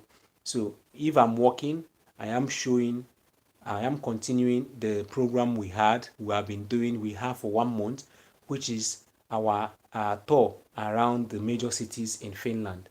So that program, I'm going to continue it for 1 month. And in that program, I am not only showing you the cities of Finland. Those that have been following us can attest to what they have been able to learn from that program. The way I talk here, I give informations here.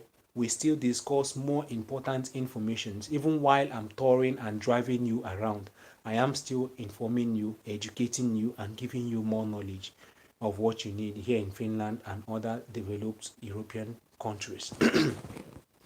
Now, Ralph Oletu said, job route should encompass recruitment agencies. Job routes, okay. It seems job route has already, job recruitment agencies are taking more. Job route. Lolo Obi said job route. Raf, let's go with job route. So you have finally made the conclusion for me when I have not made it. Raf, are you making the conclusion for me? Dr. Abenum said recruiters, which is still job route. Okay. Both, please. Sugar saw me. I may not have all the time to do both. Check when I started this live. I started this live. Jesus Christ. This is 10:15. I started this live 7:15 Finland time. And now it's 10:15. Exactly 3 hours. And I didn't even know. I've given my 3 hours to you guys. Right? And you are saying I should do both with time. Will time permit us to? Would you promise me you will still be here in the next 2 hours to watch me explaining 2 of them? Is it possible for you to stick here and watch it till the next 2 hours using 1 hour for one? Or maybe because I will talk about one and look at your reactions, respond to your reactions, which will take us like one hour, and then the other one still 1 hour. Will it be okay for you? Let me know if it's okay, then I can sit back and sacrifice. Is work route not the same as job route? No, you don't understand what we mean. What I mean is that I wanted to treat the topic I have been announcing that I want to treat initially is job route and study route. Which of them is better in traveling abroad? Which of these 2 routes are better in traveling abroad? This is one topic. Job route and study route. Which of them is better in studying abroad? And I have given you the criteria I'm going to look at, or we're going to talk about in discussing them. Then another topic arise in the process of our discussion, which somebody pointed out that I should talk about recruitment agencies in Finland. Can one apply through them? How do they operate? And the rest thing that surrounds recruitment agencies. So I decided, since I can only be able to treat one of these topics now, which of them do you guys prefer for me to treat? Should I treat job route and study route, the one that is better? Should I treat that topic, or should I treat the topic of recruitment agencies in Finland, how they operate, their limitations, and what is expected of you, and the rest of it? These 2. I said, if you want job routes, for me to explain recruitment agencies, right? You should either let me know by writing, what did I even say then? By writing recruiters, or writing job recruiters.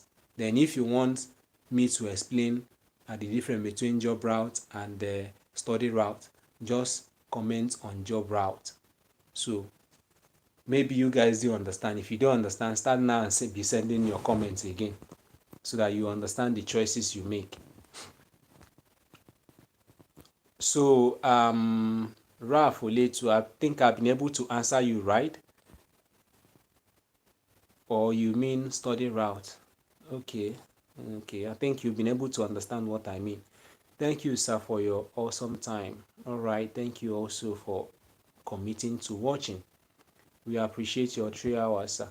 All right, guys, if I have really used those 3 hours to make impact into your life, it's more beneficial to me, right, that I've been able to use my time effectively, because it is not what I should have used this time to do.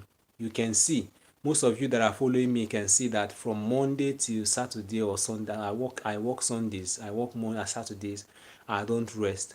the best thing I should have been doing, I'm supposed to do today, is just to sleep, rest, so that I'll have little strength to work throughout the week.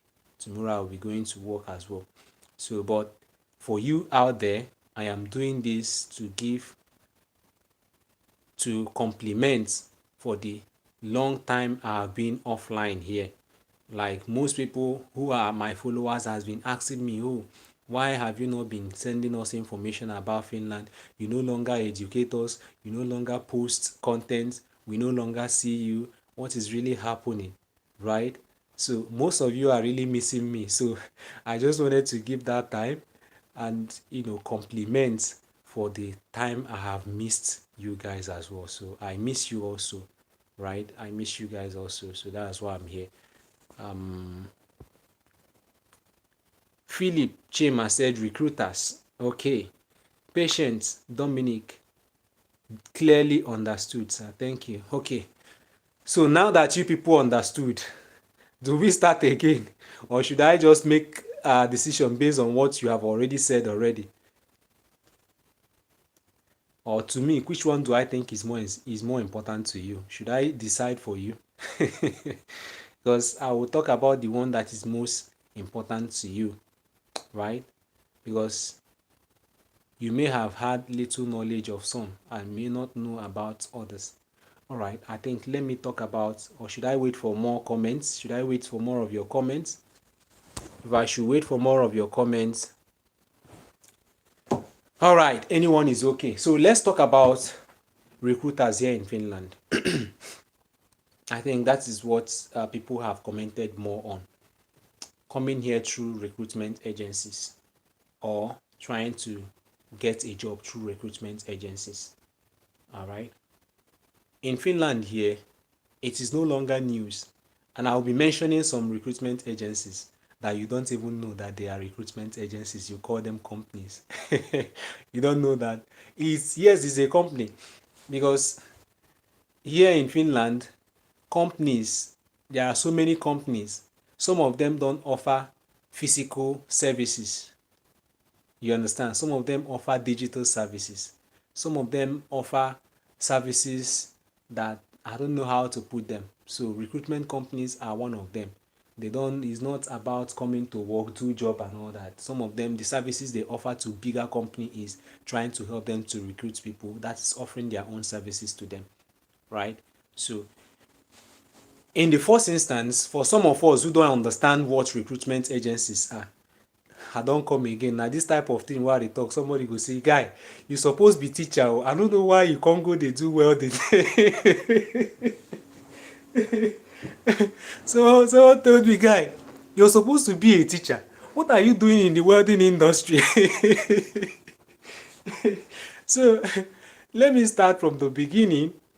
Like, you can't really understand what recruitment agencies do if you don't really understand if you can't really understand what recruitment agencies are if you don't really understand the job they do. So if you can give me your time, give me your attention, like, share our comments, show me the support that I'm actually doing good, I will continue giving you the information you need. So for you to really understand what recruitment agencies are, you need to understand the job they do and why they even do the job they do, right? So that is more important, and I will start from there. Now, recruitment agencies are those agencies. I don't come again. Like, I want to define in school. So definitely, paraphrasing on it, they are just those group of persons or group of company or companies that are involved in outsourcing persons that are capable and able to handle some certain jobs demanded by some certain companies. I don't understand if you really get what I mean. Now, there are people who help some companies, major companies that are not able to get employees or get some people that can render some certain services to them. They help them to outsource for talents. They help them to outsource for skills, right? Capable skills that can match the job description they have, other companies have or have presented to them. Now, for instance, let me use one big company, maybe Nestle, or let's say, which company would you know better now? Okay, let me use Nokia for instance. It's a big company. Now Nokia is looking for a software developer, right?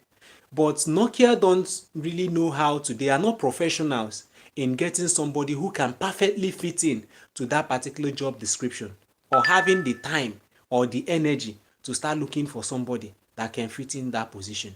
What they will do is that they will give out that contract to a company. Companies like Barona, you understand? You know, Barona it has so many things they do. You understand? They have so many things they do.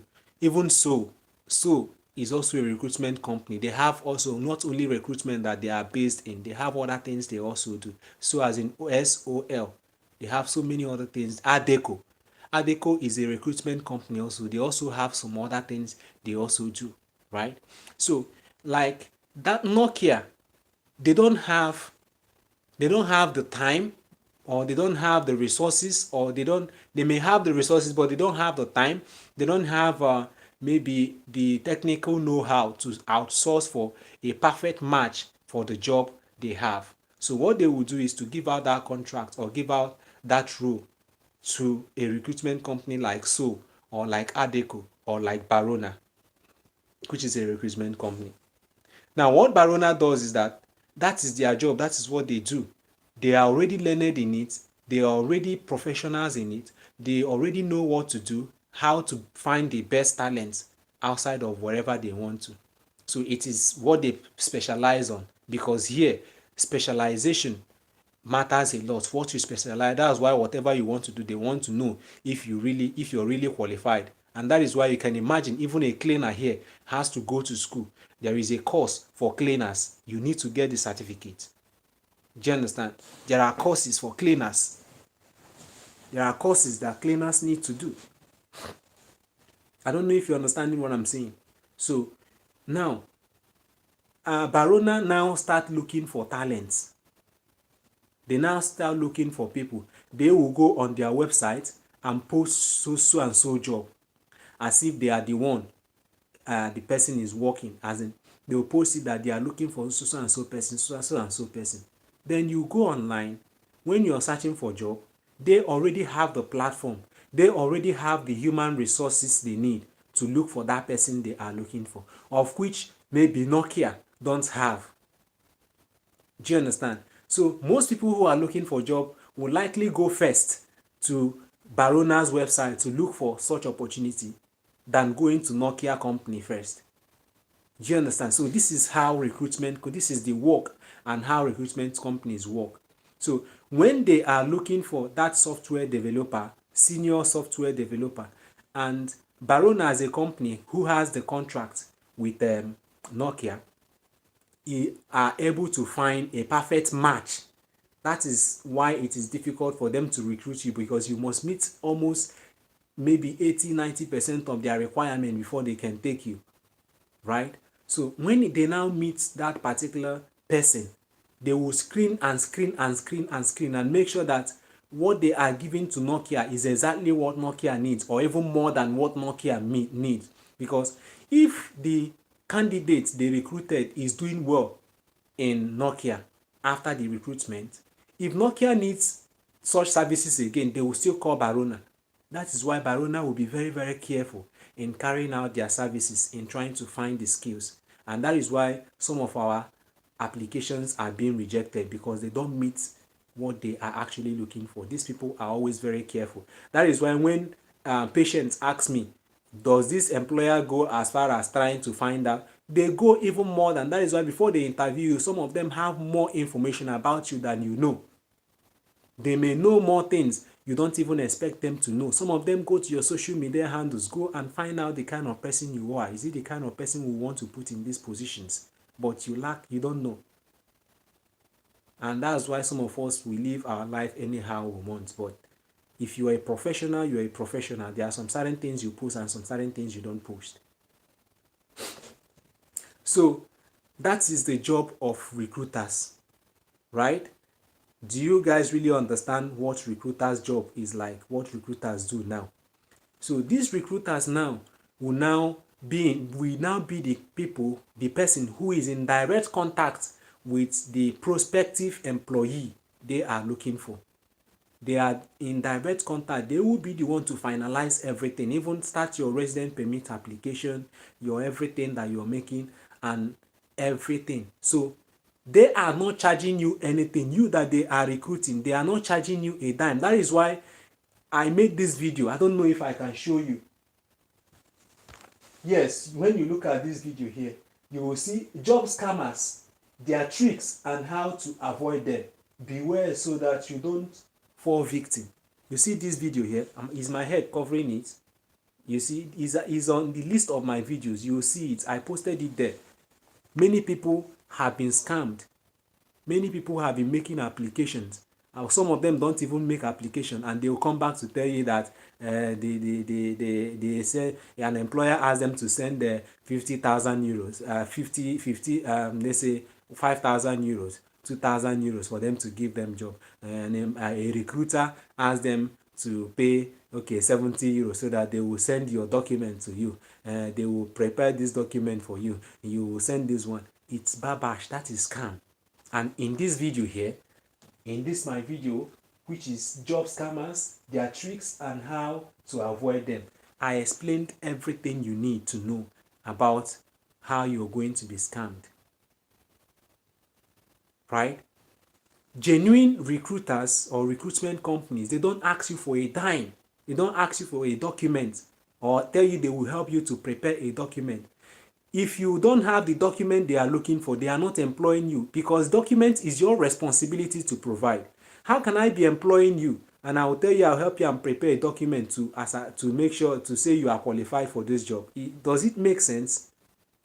Do we have our heads together? Or once we talk about traveling, we lose our sense of reasoning? You understand? At times we use our head to think. At times we use our head to question some certain things. In philosophy, for you to know the truth, you question some certain things for you to actually know the actual truth. When you swallow everything like that, it's not always good. Doubt brings about clarity. When you doubt some certain things and look for possible answers to your doubt, you tend to find out more about that particular thing. So you don't always swallow things exactly how you see them. Guys, I don't know if I'm making sense. I don't know if I'm making sense. Am I really adding to your knowledge? Right? Now, no genuine recruitment company will tell you, give us 60 euro, give us 70 euro, or $70, or $500, $1,000, the case may be, for them to give you a job. Genuine company. You understand? It doesn't happen that way. What they need is, are you qualified for this? Yes. If you're qualified for it, they need you, they need your services. Then they will recruit you and direct you to the company that you're going to work for. Then that company is paying them for the services they have rendered to you. They have rendered to them by providing an employee. Their payment comes directly from Nokia and no longer from the employee, you, that they are recruiting. So you don't have any business in paying. You don't have any business in giving them money. You understand? So they are outsourcing talent for a company that is paying them for their services. Sometimes it comes in terms of percentage. How much that company is paying you.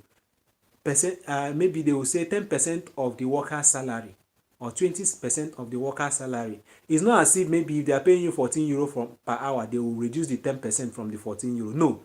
They will pay the company 10% from the 10% of the 14 euro, not from the 14 euro they are paying you. The company will be paying them as the people who help them in finding you. So that is how recruitment company works here. Except, for instance, maybe I have connection with this recruitment company. I want to help them to outsource some persons. If we agree that maybe I can, if it is not legal, it is not even legal. You understand? For, or maybe, except maybe, as like I told you, assuming I have time, I may be helping you to make applications.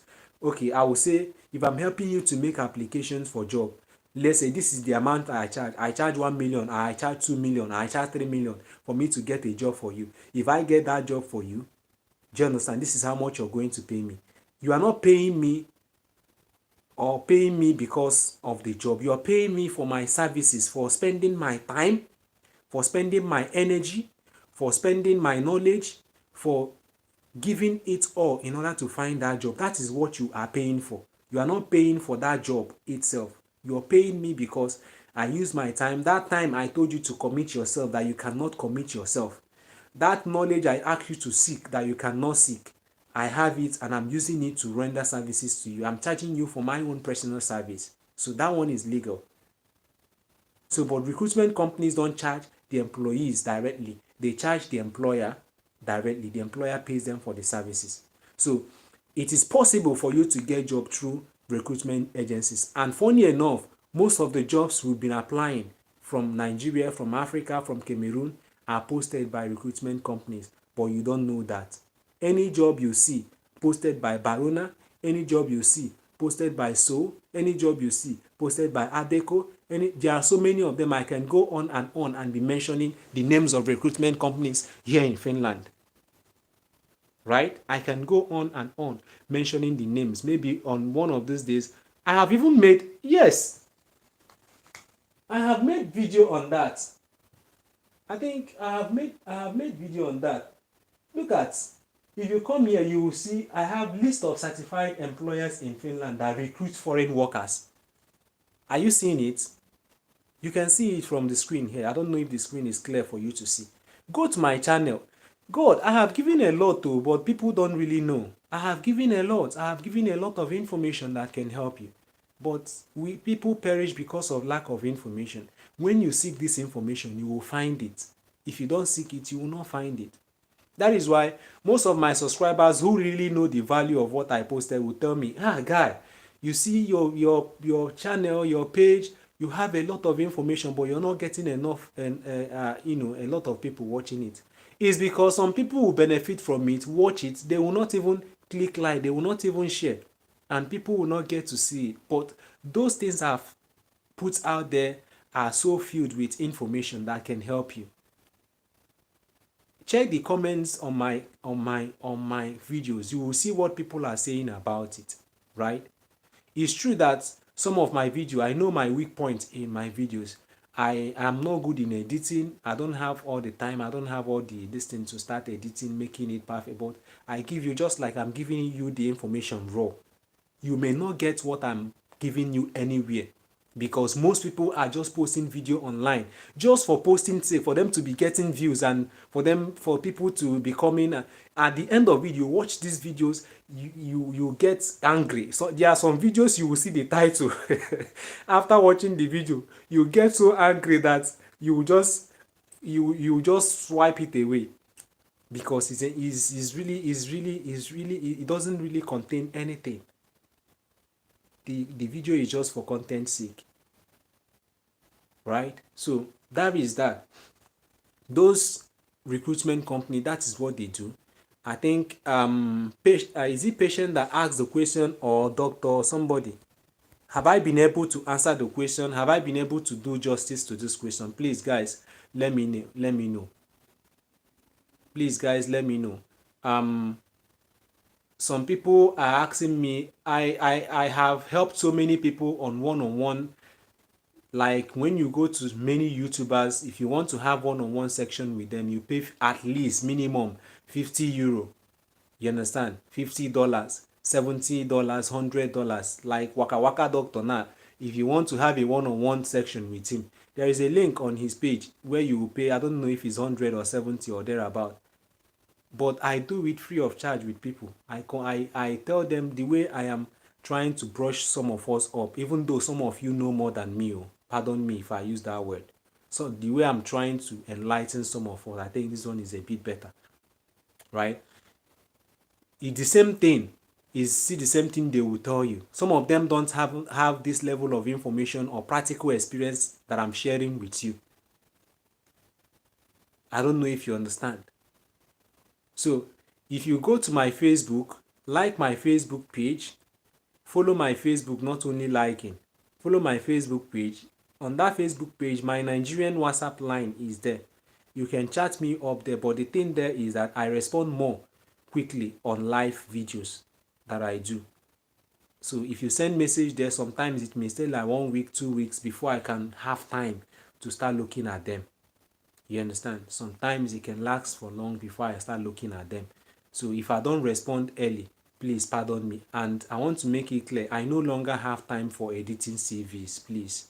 I no longer, it's paining me that I can't do it because I'm limited by time. Please, I'm so sorry about that. I used to do it initially, helping people edit their CVs free of charge. I don't charge you anything, of which most YouTubers, you will see them telling you CVs, they do CV for 60, 70 euro, 30, 25 euros and all that. And the most painful part of it is that when I started my WhatsApp page, like I'm saying, my WhatsApp page now, about 2 of them is filled up, no space again. If you calculate the total number of people on that WhatsApp page is approximately 2,000 or more, 3,000. But if I plead with them, I have pleaded with them, okay, please go to my Facebook page, like it, then follow me on Facebook. None of them do, just few, just about 20, 30 persons out of 3,000. And every day I keep doing one-on-one consultation with all the members that are there. I keep giving them information, spending my time. You know, I found out that these people are more concerned with benefiting without giving back. Something you don't pay for, just go and click on a link, just not even a link, just go and click on a button. You don't pay. What if when I ask you to pay for it? Then it means that you people prefer people who charge you a lot of money for rendering their services. And I don't blame those who are doing it, because it seems that when you give it free of charge, they tend not to value it. They tend not to value it. So where did I stop? Please remind me. Have I been able to do justice to the question you guys asked me in terms of recruitment agencies? Are there things you need to know that I did not explain? Did I explain it better? Did I make it clearer to you now than before? You understand? Because that is why we are here, to learn more. So let me know.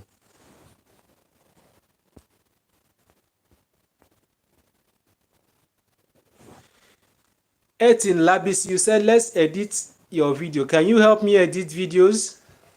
Is it possible for you? Then another thing now is, if you can edit the video, another thing is, when do I sit and record all the videos? So if you can edit videos for me, then maybe you can chat me up on WhatsApp reminding me of that. So maybe I can give you a trial and see how it goes. We'll discuss more on how to go about that, because I needed somebody who can, if I see somebody who is there, sometimes I need to do video, I will just, when I look at the stress and the time I'm going to spend on it, I'll just leave it. There are so many informations I have to give out to you.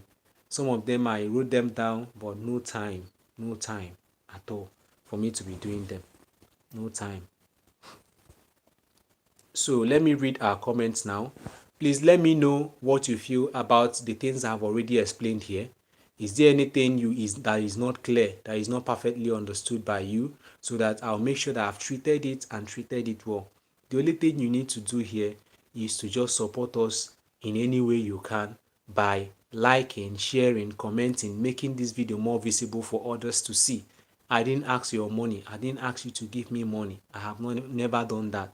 Nobody from my page, from my Facebook, have ever seen me asking you to pay me for anything, except maybe when you want me to render services that will cost me more time. I'll tell you what it costs, right? But I haven't even done that.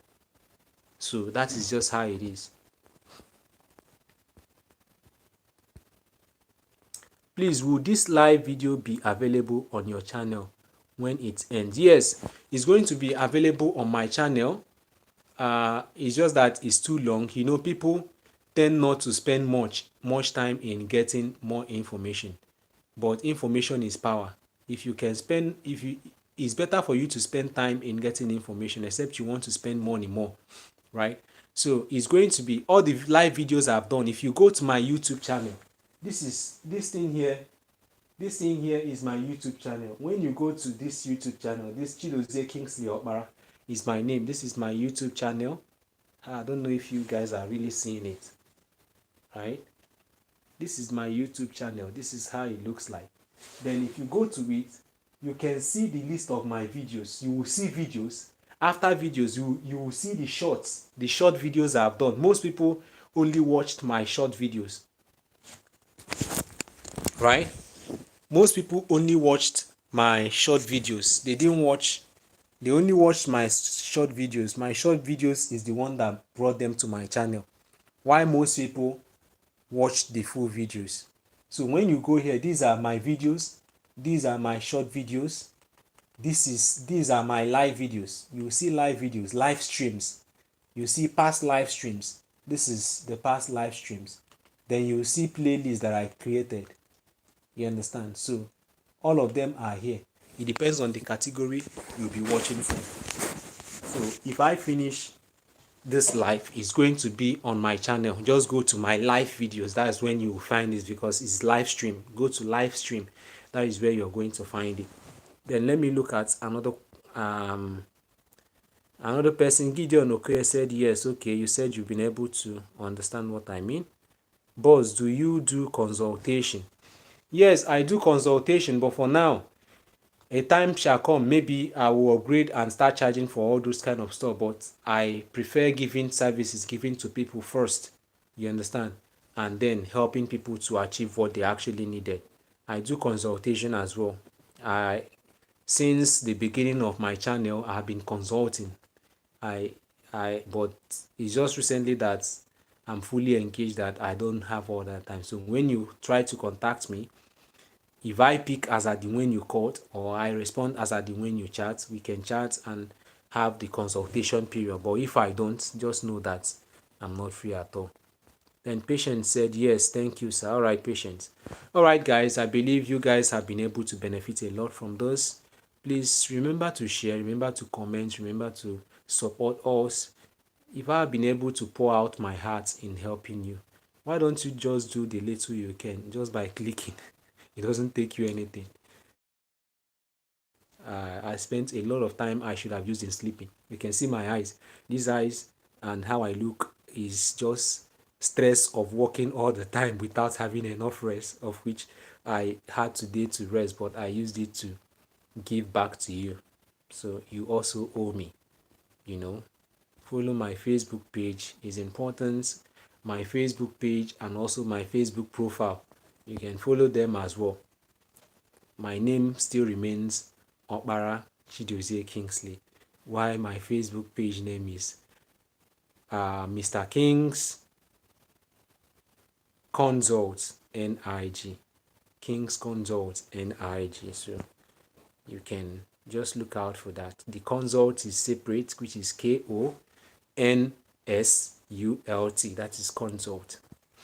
After getting your work contract, where do you go to from there? Patient. Be patient, Ikwanu. You just want to get all the information.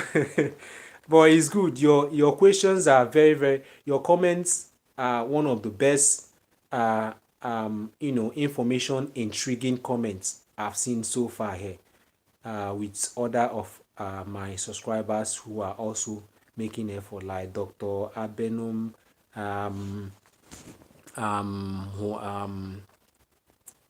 somebody, one of my first time subscribers, Tango Digital Systems, so many of them that I can't remember to mention all their names. They are people, their comments are always very powerful, filled with trying to intrigue me to give more information that are very, very good. Remember, I wanted to talk about 2 topics, but I have treated one and I've treated it perfectly. I want to thank you all for being part of this live. I sincerely love you from my heart, and that is why I'm giving you everything I have. It's just like me pouring myself out to you, and that is what I keep doing every day. I really wish I can do more to help you out of that particular condition, of that particular situation. I really understand how it was you trying to find way out of the country where you are and relocating outside.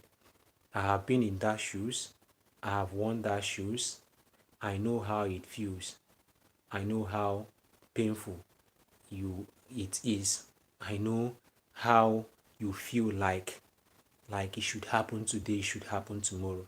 But my advice to you, what I have to tell you is that that dream of yours is not impossible. That hope of yours is not impossible.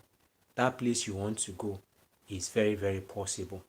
But are you willing to take the steps to make the sacrifices? Read my stories. Go back. Read my stories. Read the efforts I made. Read the sacrifices I made myself. And know if you have made half of it or if you have made more of it. You understand? If you have made half of it, then continue, keep on. Keep knocking on the door, like I always say.